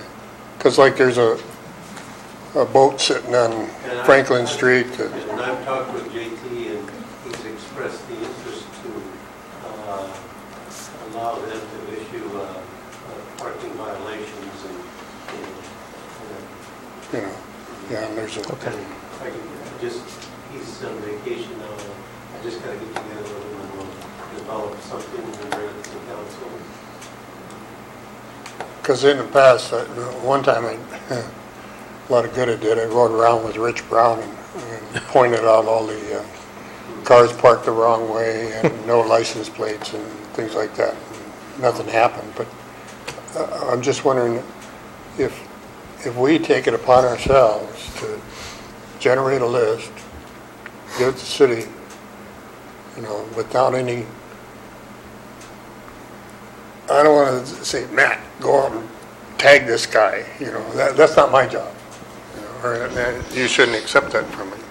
But if all of us, we see something, write it down and turn it in once a week or something. That's generally how code enforcement works in the city is things get brought to my attention with those are complaint forms, then start by writing letters and then take it from there. Yeah. Okay. Anyone? all done? I feel like Let me ask you one question. yes, sir. You have underutilized properties. Yes. What did you mean by that? Well, as an example, perhaps the Donkey Deli would be a good example. Yeah. Hopefully, we're going to get our Japanese restaurant in there. But Yeah. That'd be nice. That'd be terrific. That'd be nice. Good, Love yeah. it. I'll second that. Japanese restaurant. Okay. I don't know, she's been dealing with that guy, I don't know. But that was your example of that. That would be an example, certainly. Next example would be maybe the cutting horse, where it's kind of empty. They're actually working doing on work that. in there. They're actually actively working on working that. on I didn't know that. improvements. Okay. We just But- did a walkthrough today, actually. Okay. The bank, perhaps, you know, the bank is, might be an example. Yeah, would somebody find a bank? Yeah, there was a contractor out front the other day that I noticed, but, Okay, great. okay. Okay, so, moving on. Item 7D, promotion of new businesses in the downtown area. And this was a late addition. We heard from our friend out here who's patiently been waiting, friends, I should say, pardon me, patiently waiting to talk to us. They talked about the brewery building earlier. And so they mentioned that they're very interested in opening a beer and wine tasting business here in town, and asked for the council, or the city, I should say, to provide, I guess in fairly general terms, a letter of support for them to take to ABC and potentially to their bank, I think. And Sell beer, you got my support. right, I thought that wouldn't be a problem. And anyway, so I'll second that. that was the genesis of this item. It's fairly generic here, but I thought we might utilize our director of community development to craft something that would be appropriate if the council felt that would be appropriate. So, John, any? I'm all for it. I would love to see them bring a great beer and/or wine tasting facility to the entrance to San Juan. I think that's exactly what we need. Okay. 100% support. Tony, any thoughts? I think the only possible problem is your proximity to the school.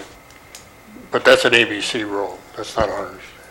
Yeah, to be clear, they're not fixated entirely on that property. We walked around and looked at a number of different potential locations. That's just one of the ones that piqued their interest. So, Dan, any? Well, if John supports it 100%, I support 110%, just to be more enthusiastic than him. I'll go so far as to say that it's exactly the type of business, in my opinion, one councilman's opinion, we're looking for. You're going to recruit people to town, and it's sales tax, it's strolling, it's going in our shops, check out the mission, whatever. So it's totally up the alley of what my vision is. Great. Anyway, for 3rd Street, more of that. But can I ask you a question? So you got to come up to the microphone. Is that okay, Mr. Mayor? Absolutely, absolutely.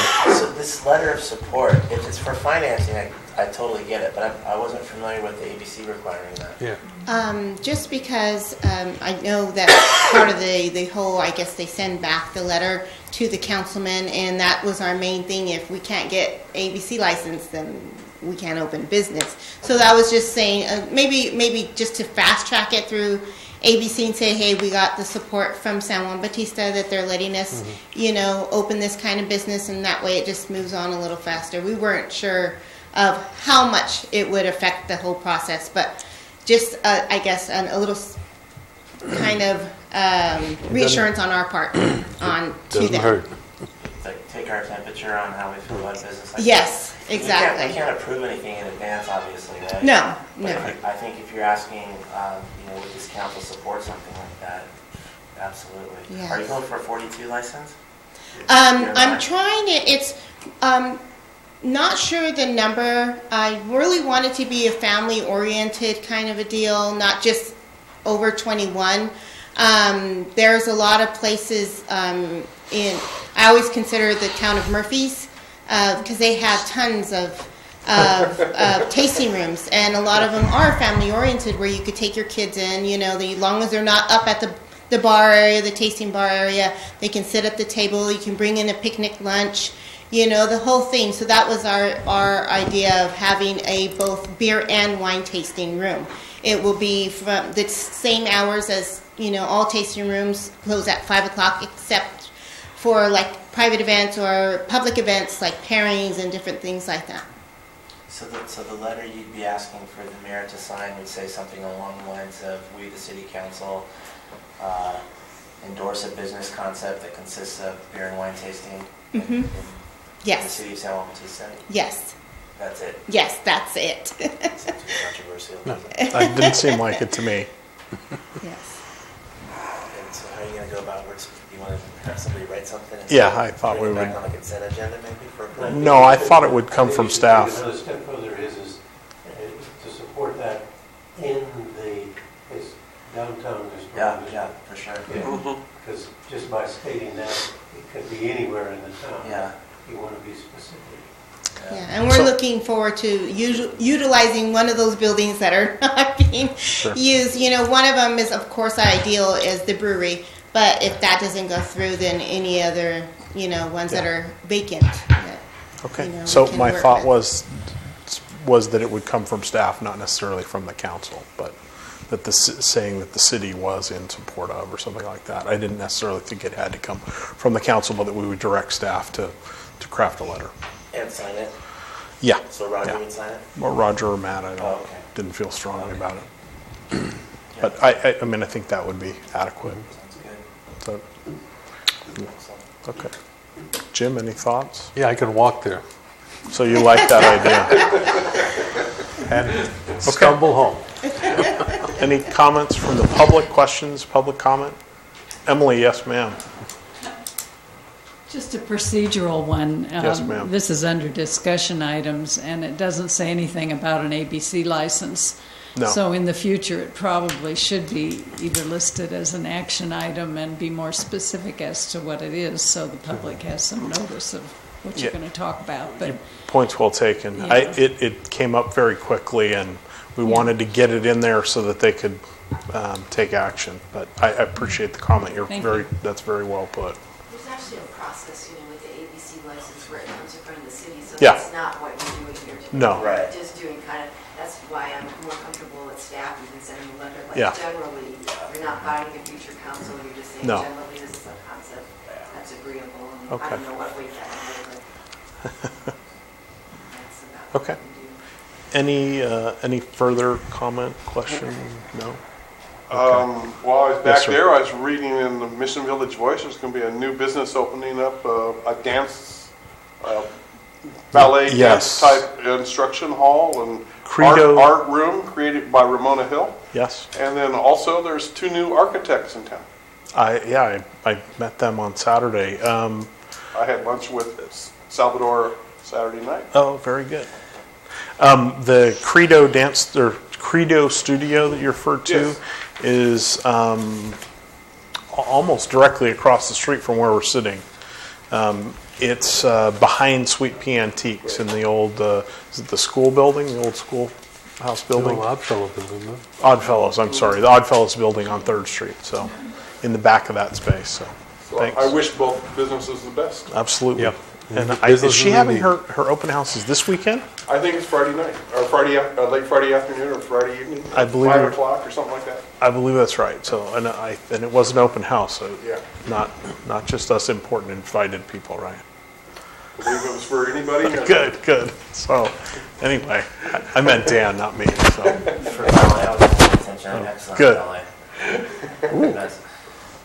Mr. Mayor, before we move on from this agenda Yes, item, sir. so it's agendized as a discussion item, Yes. promotion of new businesses in the downtown area. Yes. I'll ask the city attorney, is that broad enough to discuss or further my suggestion that I had on Saturday at the council policy afternoon session, that the San Juan Bautista City Council appoint a two-person subcommittee that's going to pursue new business opportunities and economic development and those kinds of things on an ongoing basis. You may remember I mentioned that. I do. You can appoint subcommittees on an ad hoc basis.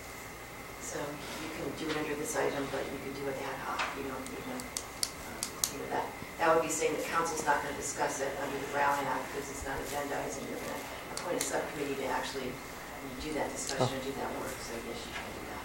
So that, Terrific. Yeah, with the green light, then I'd like to make that motion that the city council appoint a two-person standing subcommittee that focuses on economic business development for the city of San Juan Bautista on an ongoing basis. And then that two-person subcommittee have a report that goes on, like the council reports Right. I mentioned earlier, every month. Right. What are we doing to promote businesses in town? Terrific. So that would be an ad hoc committee. Correct. Okay. Second? I'll second. Terrific. Is that the appropriate? We have a motion to create an ad hoc committee, and we have a seconded. Is that? Who's going to appoint it? Well, just so I think the first motion is just to create it, and then maybe the second step could be to fill it out. Okay. Connie? Councilmember Bach? Yes. Councilmember Freeman? Yes. Councilmember DeVries? Yes. Vice Mayor West? Yes. Mayor Margarina? Aye. All members of the council being present, the motion as stated passes unanimously. So as an ad hoc, would that fall to me then potentially to appoint? Or does that, and I'm comfortable with however we want to do it. I don't feel strongly about it. I presume you want to be on this. I feel Okay. strongly to that. Good. I love that stuff, so I would volunteer to do that. John, I know this has been something you've had a particular interest in. Is this, Yes, I would enjoy being on the committee subcommittee with Mr. DeVries. Okay. Is that amenable to everyone? Absolutely. The two? Okay. Done. Thank you. That's very good. So along those lines, to our new beer and wine tasting folks, meet with John and I as soon as you can. We want to try to promote your business. There's a lot of neat things going on in town. Like the first Saturday of every month is turning out into be a wine art kind of night. Get you guys plugged into that. Let's get this going. Good. You bet. Okay. So do you need anything else from us in terms of direction? I think the consensus was for staff to write that letter. Matt, was that something we can hand to you? Okay. Okay. So moving right along. 7E curb painting schedule citywide. I've brought this up. I know this is probably unrealistic for us to discuss at this point given the Saturday event, so I would ask that we continue it. So moved. Okay, so done. Excuse me, could I just say something? Yes, ma'am. Yes, ma'am. I'm not always here on Tuesdays, so Sure. I'm taking advantage of it. The Planning Commission adopted some streetscape guidelines. Okay. And in it, they had hoped to achieve some muted colors for the curb painting, so they're not quite as gaudy as in a more urban area. And so I just wanted to bring that to your attention. Okay. That San Juan Historic District in particular can be severely impacted by too much gaudiness. Okay. And within the rules of state guidelines, there may be some ability to shade the colors. Sure. To get something a little more blending in, but still clear what I it wonder means. if that's true. Like handicap, I know is specified. It's in there. I don't think it is. Those I don't think we colors could are do dusty blue, or instead of the red curve, it's burgundy or Yeah. Cabernet. Shall we? Well, anyway, I just raise It's it a if great it's a idea. possibility. Sure. The guidelines also say that they don't apply if there's a rule that contravenes them, but Okay. it's just an idea. Thank you. Appreciate it. By the way, the streetscape, historic downtown streetscape guidelines are now on the website right underneath the design guidelines. I put them on there today. Excellent. Okay. Thank you. Okay. They had made it on there, so I tracked them down. The traditional colors are red, white, green, and blue. Yeah. Yellow. It's just whether the shades are. Sure. Yeah. We got it. Okay, so moving on. 7F, stop sign at 3rd and Franklin. We're continuing this? Just kidding. Talk about having a lot to read, Emily. There's more. I got more paperwork on this item than copper. When this item was on an action item, I had to recuse myself because I live on Franklin, but it's a discussion item. Do I need to? I think that's a great question for the attorney. Sorry, I didn't hear. Actually, that's a really good point. When this came up last time, I had to recuse myself because I live there. And that was an action item. This is a discussion item. So should I recuse myself? It seems to me that there's no distinction between action and discussion. I think you have a conflict of interest because you can't sway the I can't sway it anyway. communication into any way that financially is going to benefit you. So I don't think that you can. So I have a question about this, and just in general. So maybe it's a good opportunity. So I was having this discussion with Shauna. Is the mere fact that you live within 300 feet or whatever without more, like a financial interest, or you own the There is a property? financial interest. When the street goes one way, I lose value. Oh, there you A go. one-way street devalues your property. There you go. Does it really? I'm told. I don't So he does need to recuse himself. Yeah. Then I need to recuse myself as well because I own a property on Franklin Right Street. across the street. A blighted property. I would Wait a say it's minute. underutilized at the moment. Underutilized. But, so who am I passing the You torch need to open up a wine beer bar there. That's right. The mayor and the vice mayor are leaving. The mayor and the vice mayor. So who shall we? I can appoint someone. It's up to you. Tony, you've done this before, so I will leave it. All right. Pass the gavel to you. And good luck, ladies and gentlemen. I was just trying to figure out how I could get out of it too. Okay. 7F, stop sign at 3rd and Franklin Street. I know I've gotten several emails on this. Mr. Vice Mayor, No, I'm not, I'm just appointed. appointed okay.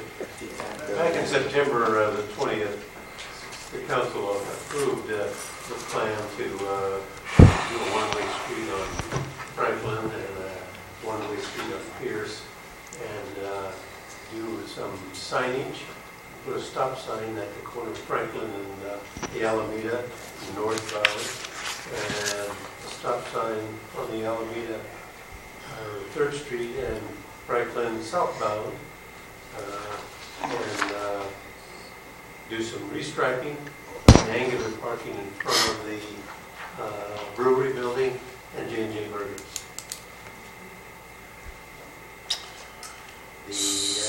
And then Emily came forth with the thing, and she was a little upset about the stop sign that was being put in front on 3rd Street, and I'll let Emily kind of talk to that.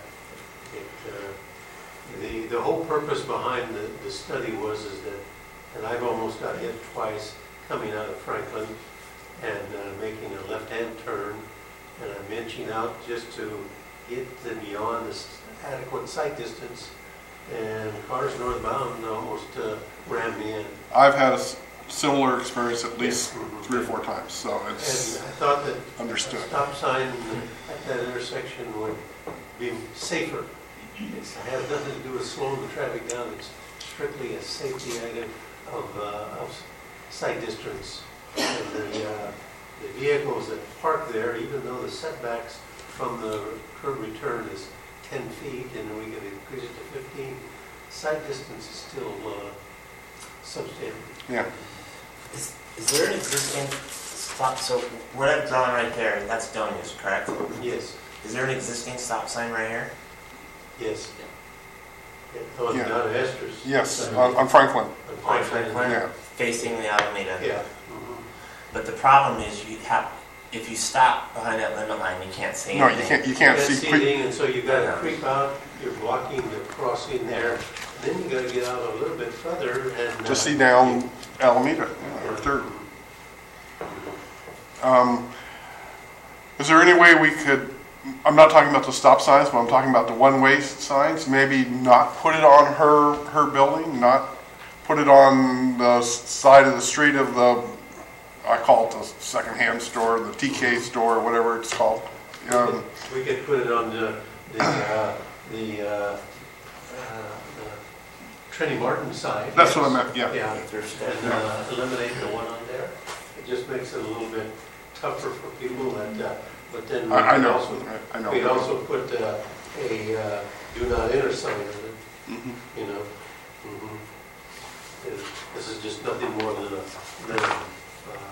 blow up of the whole, you know, the whole thing was really to accentuate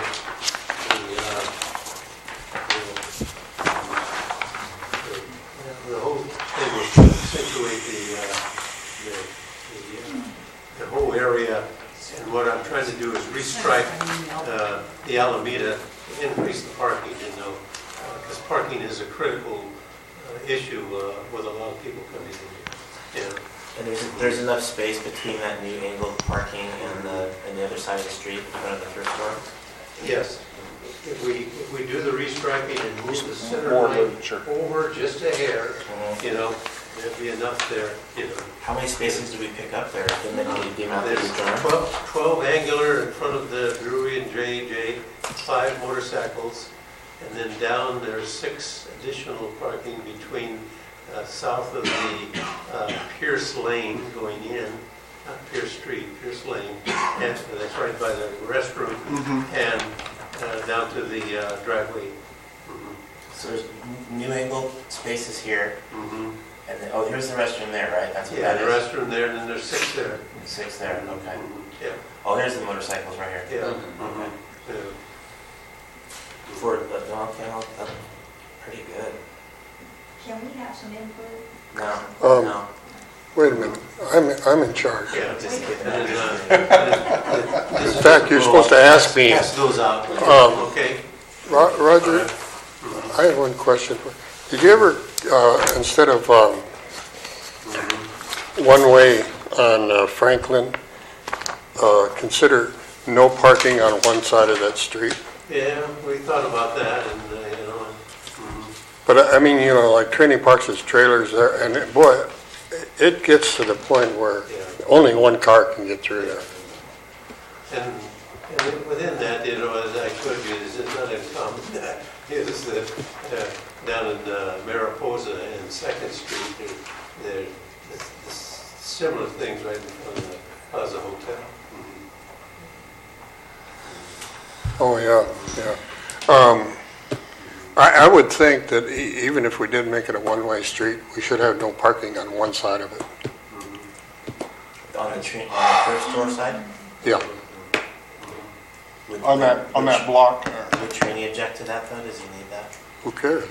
I'm sure Trini would object to it as well as the property owner on the, you know. He'll probably hear about that in the morning. I don't know. But that's something that, you know, we can. Yeah, he does park a lot of those trailers he unloads where he gets this is unloading area. his stuff.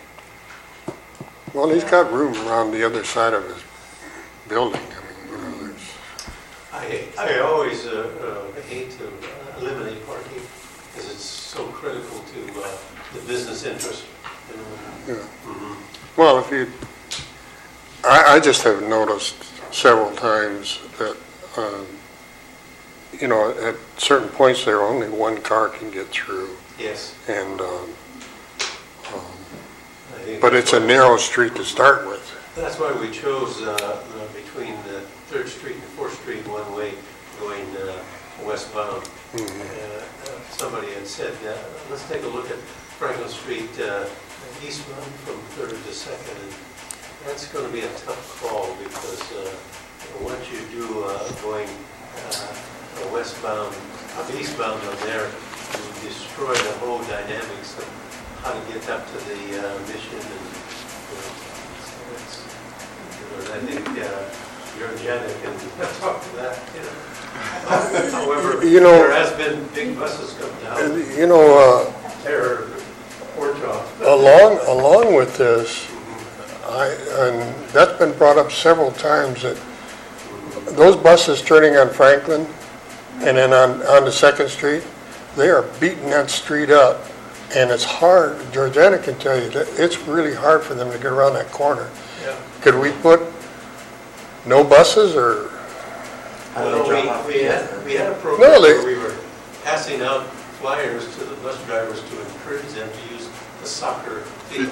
Yeah. All they have to do is go up one more block To, yeah, to Washington Street. it's a lot wider street, yeah. Oh, okay, drop them off and then, because I think now they drop off on the plaza lawn and then they go park in the soccer field lot, right?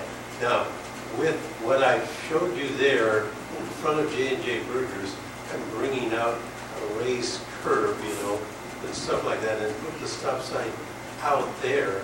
And so when a bus comes northbound there, to make that turn, that's going to be a Going to end up in real Dorchester. tight situation.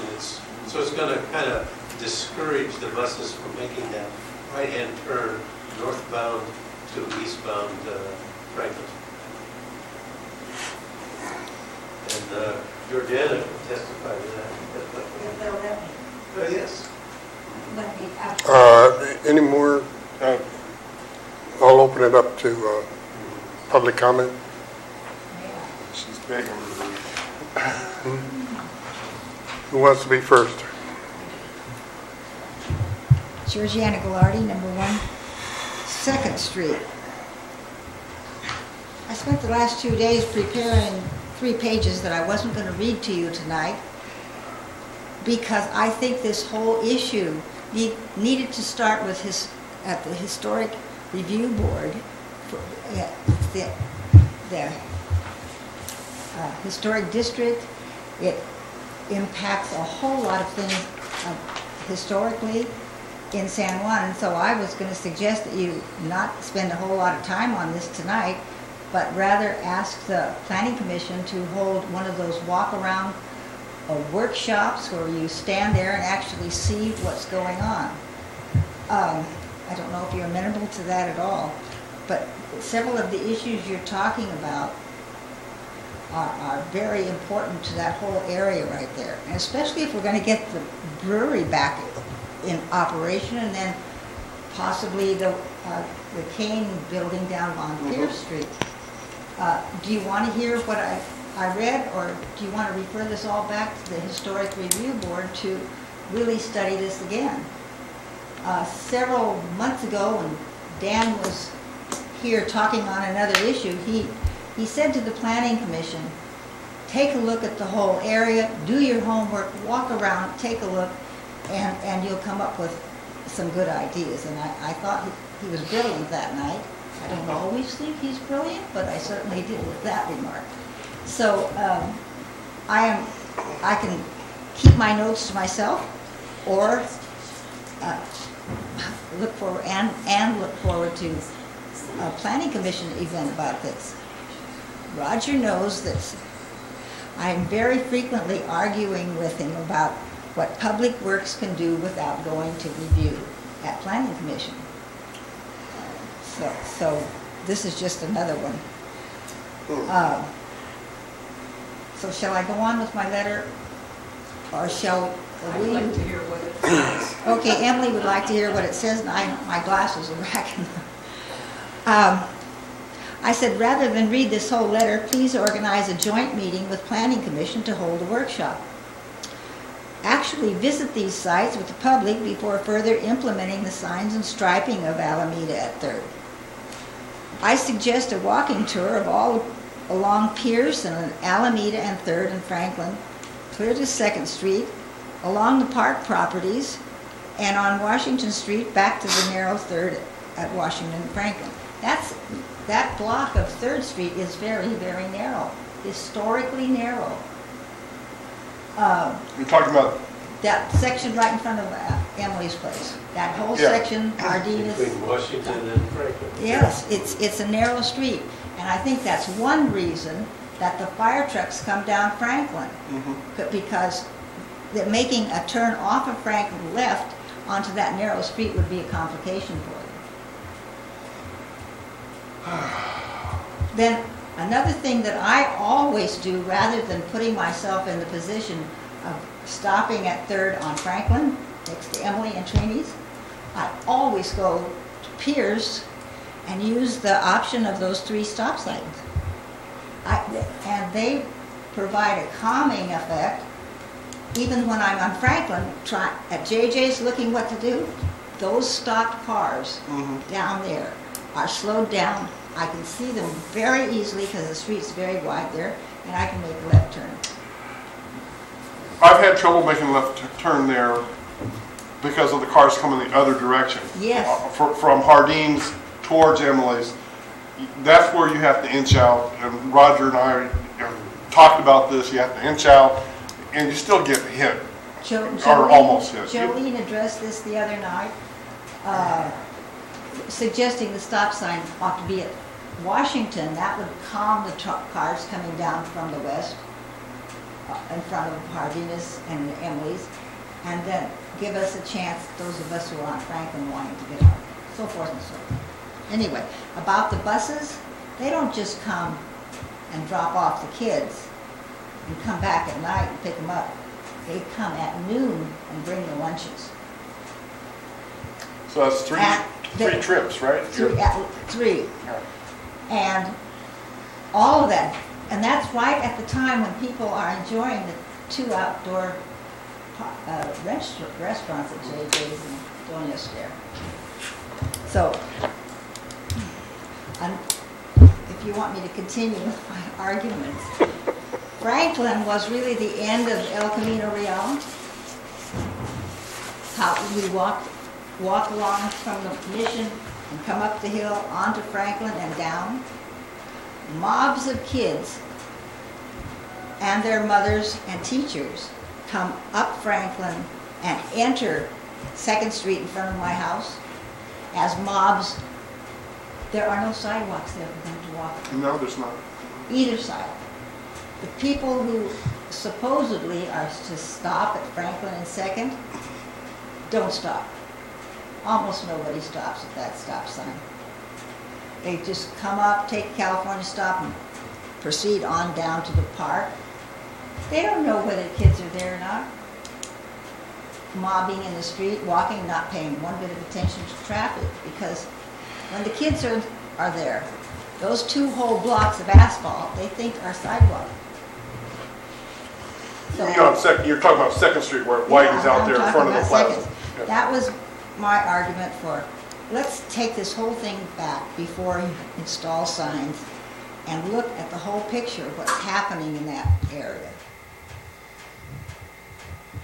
Anyway, Emily has statistics. I'm just having thoughts. The narrowness of the 3rd Street is historic. Her building is, that building is at the beginning of our historic districts. We have 4 of them. It's the beginning of all of them. This is just a whole lot of thinking that ought to go on here before we change the visual of Emily's building. It is an A+ nationally registered landmark. There are only a couple in town, and there's certainly not another one that is on a public street and privately owned, etc. Thanks. Thank you, Jordan. Emily? I'm Emily Renzel, owner of Casa de Anza, and I'm sorry for the deluge of paper that I've provided you, but I didn't know how else to communicate to you. I'm so distressed when I saw those paintings on my sidewalk about where these signs would go. And I knew that I couldn't just argue against safety, per se. So I did do the traffic counts, and even I was surprised at how low they were. And even if you doubled them, they wouldn't meet normal engineering standards for traffic volumes justifying stop signs. And it was only after I saw the staff report that I understood that the other issue that had come up was this line of sight issue. So I went out and I measured all the parking spaces between Washington and Franklin on 3rd, in front of Hardina's and all the way to mine. And every one of those spaces is 22 feet long, which is approximately 2 feet longer than the normal range of 16 to 20 feet. So it would be easy enough to diminish 1 or 2 spaces by a couple of feet and add to the red zone at the corner in front of my building. That would then increase the line of sight for both people headed south, I guess, on 3rd and headed east on Franklin. And at least try that before doing this dramatic change to our intersection. And the design, that's one point. And then the design, there's always street painting associated with these things too. They paint stop in the street and, one way and all of that. I sat for 8 hours out in front of my building different times on New Year's Eve and on New Year's Day, and then on the 5th and 6th of January. I saw nothing approaching an accident. The pedestrians, by and large, crossed in groups, and traffic, for the most part, was surprisingly calm. Occasionally, I think the biggest problem is the people going southbound on 3rd, leaving town. I see a few going faster than 15 miles. There wasn't anybody racing. Usually the paramedics are the only ones who race along there, but they're coming. And that's the other thing. If you're a pedestrian, you can hear the traffic. I became keenly aware of that we're a quiet enough town that you're aware if somebody's coming, if you're a pedestrian, unless you're deaf, of course. But as for the turning movements, the main turning movements on 3rd and Franklin were turning towards 2nd from northbound from the Alameda. People going to JJ's, people going to the Mission, people going to the Doña Esther's. But when the brewery project design was approved, the brewery building was moved forward, it's my understanding, so that the parking would be hidden behind it, which was consistent with our historic town. We wouldn't have had all these automobiles, obviously. We have them now. But putting all that diagonal parking at that location is defeating the purpose of that whole exercise and moving the brewery building forward to hide the parking.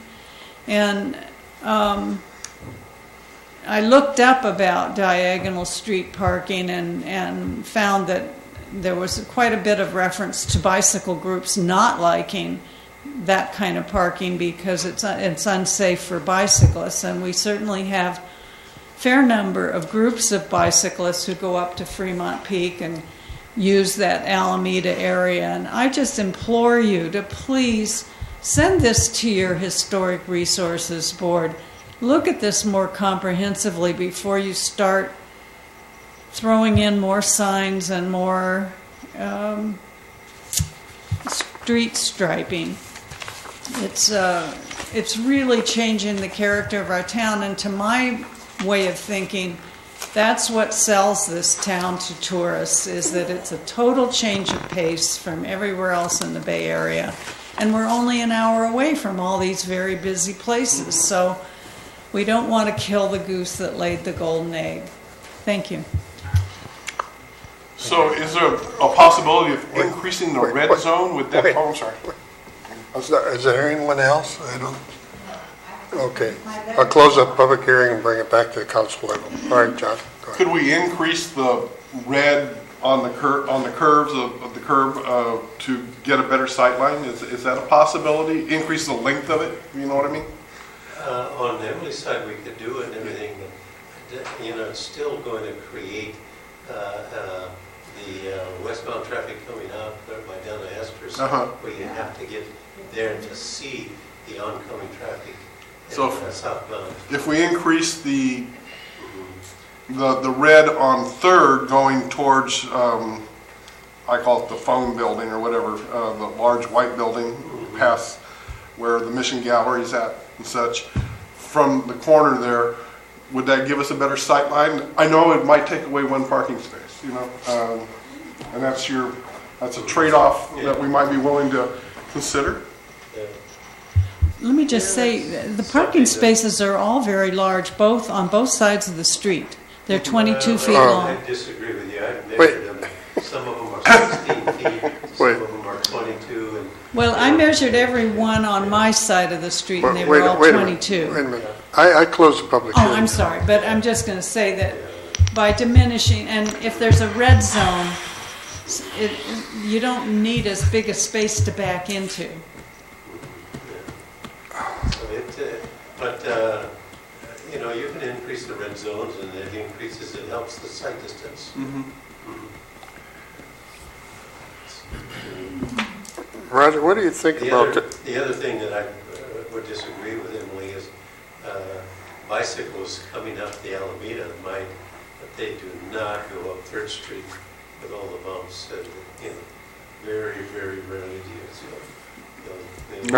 Mostly they go on 2nd or 1st, yeah, going out. Exactly. Out to Anzar High or something like that. Fourth or 2nd. Yeah. Because 3rd Street is just, you know, really hard. You know, there's no bike lanes either, so it's no bike lanes. Narrow. Yeah. It's too crazy. Yeah. And then that thing I passed out is that, you know, there's the same thing with the do not enter and stop sign and one-way signs right there at the Plaza Hotel. Continue back to Let me ask this: how has we have a couple of other one-way streets in town, in between the State Park and the Mission Cafe, right? That's one way, isn't it? Going up to Mariposa. Yeah. How is that working out in terms of traffic and such? I guess that's neither here nor there. I'm just trying to figure it out. the only other one-way street is 1st Street by the Japanese Hall? Right. And nobody seems to understand why that barrier's there, and they just drive right through it. But Dan, do you have anything to say? Yeah, I got a couple things to say. First is a question: has the historic society, the historic board looked at this, weighed in on it, had a chance to review it? Huh? Van de Geer sent an email to you yesterday, I believe, but our board met last week and agreed to send you a letter of concern about this. Yeah, so I misspoke. I misspoke. I know about the Historical Society, but we also have a Historic Resources Board, right? Who tries to, who has kind of the same objectives. And at first they started off being Planning Commission and Historical Resource Board members. Then we separated them for a number of years. That didn't work out so well. Are they now the Planning Commissioners are also Historic Resource Board members? Yes, they're the exact same, but they have separate meetings all at the same time. They open it up at 6 for about 10 to 15 minutes, and then move on to the planning. So if they haven't, if the Historic Resources Commission, am I saying that right? Historic Resources Board. Move it along. Okay. If the Historic Resources Board has not taken a look at this, query whether there would be any benefit to that. That's rhetorical. I don't see the harm in it, frankly. I gotta share this story though. The year was about 1995 or so. And I was driving the San Juan fire engine on 3rd Street, and because the retreat was on fire. And we were going code 3, full of water, lights and sirens, and I'm driving. And this lady pulled out from Franklin, and just like Roger said, she may have stopped, but she inched out into that intersection right in front of the fire engine. And I'll never forget this as long as I live. I was looking down at her as she looked up. I was looking at her doorknob. And I swerved this fire engine into that Lavaroni building where Trini is now, and swerved back, and I don't know how we didn't knock her into the next area code. So I know first, and we did it. And then we go up to the fire retreat, and I thought we had gotten a free pass on the whole thing, but it turns out she clipped the back of the fire engine. She kept going and hit the back of the engine on the left rear quarter panel pretty good. So because I have that on my personal experience, and I know people creep out like that. Sure. I've done it. And I've always thought it's dangerous. I don't know if it's line of sight from cars and so forth as much as it is that the corner of that Dungas building. I think, and just the way that intersection is, you kind of have to get out there a little bit to see if anybody's coming down, heading south on 3rd Street. So I'm very cognizant of the issue. I think it is something that needs to be addressed, obviously, based on my own experience. Is this the best plan to address that? I don't know. One way of rectifying the same thing, Roger, might be to make Franklin one way going towards the Mission. Because then you won't have people, if the problem is people creeping out heading west, if we made it one way heading towards the Mission, then we avoid that problem. Good idea.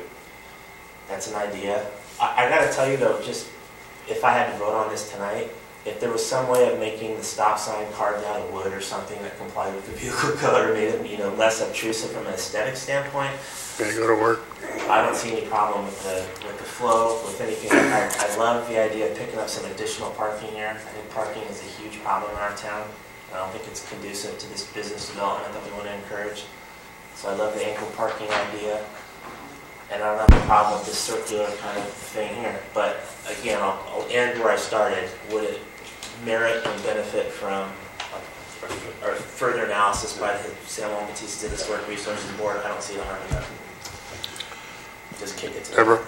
I was just going to comment a little on the harm, because you have a plan set forth right now that it's by a traffic engineer and it identifies where the stop signs should be. So if you were to move the stop signs or have the Historic Resource Board move them for historical reasons, then you have a plan already in the record, and if somebody sues you, they're going to say this is a dangerous condition of property that you didn't remedy. So that would be the downside of re-reviewing where these stop signs are. So, okay, you said we have a plan by a traffic engineer? I believe these plans were done by an engineer, so that's... Yeah. I did the plans and everything, and then I asked Keith to take a look at it from Ashmont, and it says, yeah, that's permissible, if you got a sight distance, that's where you put a sign to stop the traffic and forego the safety concerns and everything. Keith Higgins. Yeah, I know Keith. Well, I mean, these conditions exist right now, and they have existed for many, many years, and I was one of the victims of them. So I don't see the harm in allowing the Historic Resources Board to take a look at that. If they come up with a different idea, and then our city engineer could maybe look at whether that was okay too, just as good or better. And then he could also ask Keith Higgins to look at, just as he's done with this. I think the question is this the only way to solve the problem? And I don't know the answer to that. I'm personally okay with kicking it to the Historic Resources Board. Okay, is that the pleasure of the council? Is that your motion, John? I move that we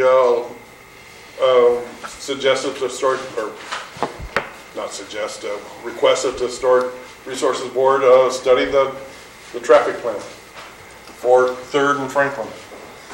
And then would that come back to the council as a recommendation to the council, right? Okay. I'll second that. Okay, it's moved and seconded to... Councilmember Bach? Yes. Councilmember Freeman? Yes. Councilmember DeVries? Yes. Vice Mayor West is recused, and Mayor Margarina is recused. Three members of the council being present, the motion is Don't call him back, man. I'm just gonna get this over with. I mean, I haven't done anything on that last issue anyway, so forget it.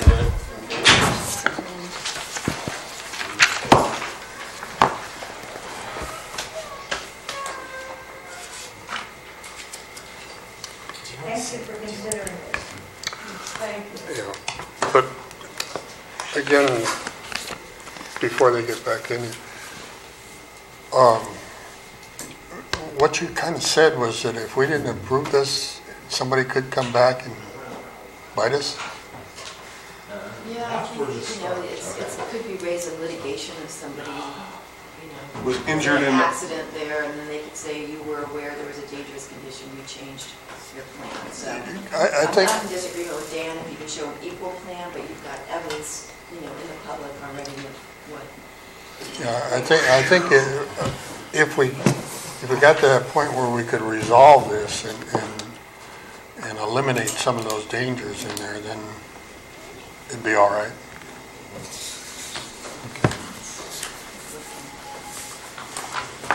Do you know any what are these schools going to be supposed to support since they're expensive for COVID?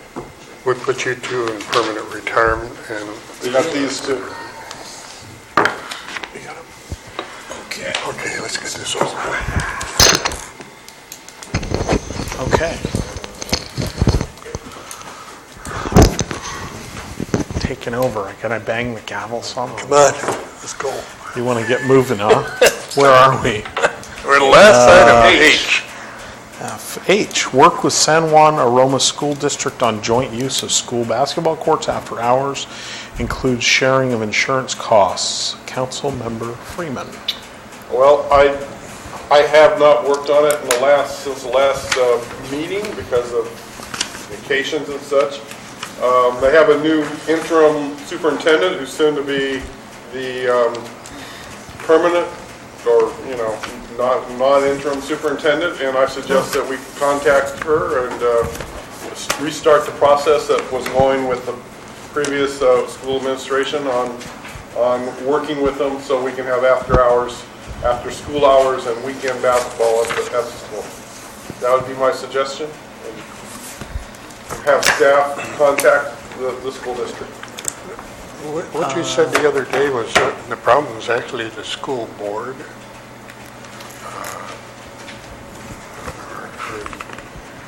Am I misspeaking there?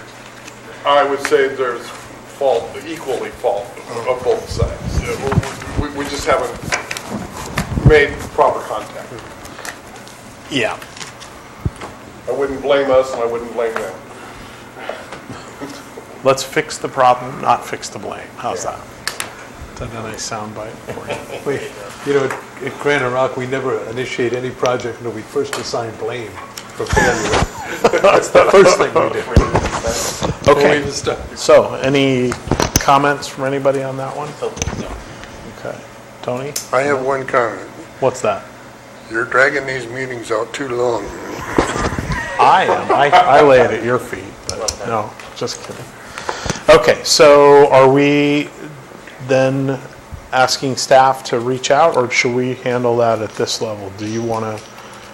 I'm happy to reach out to them.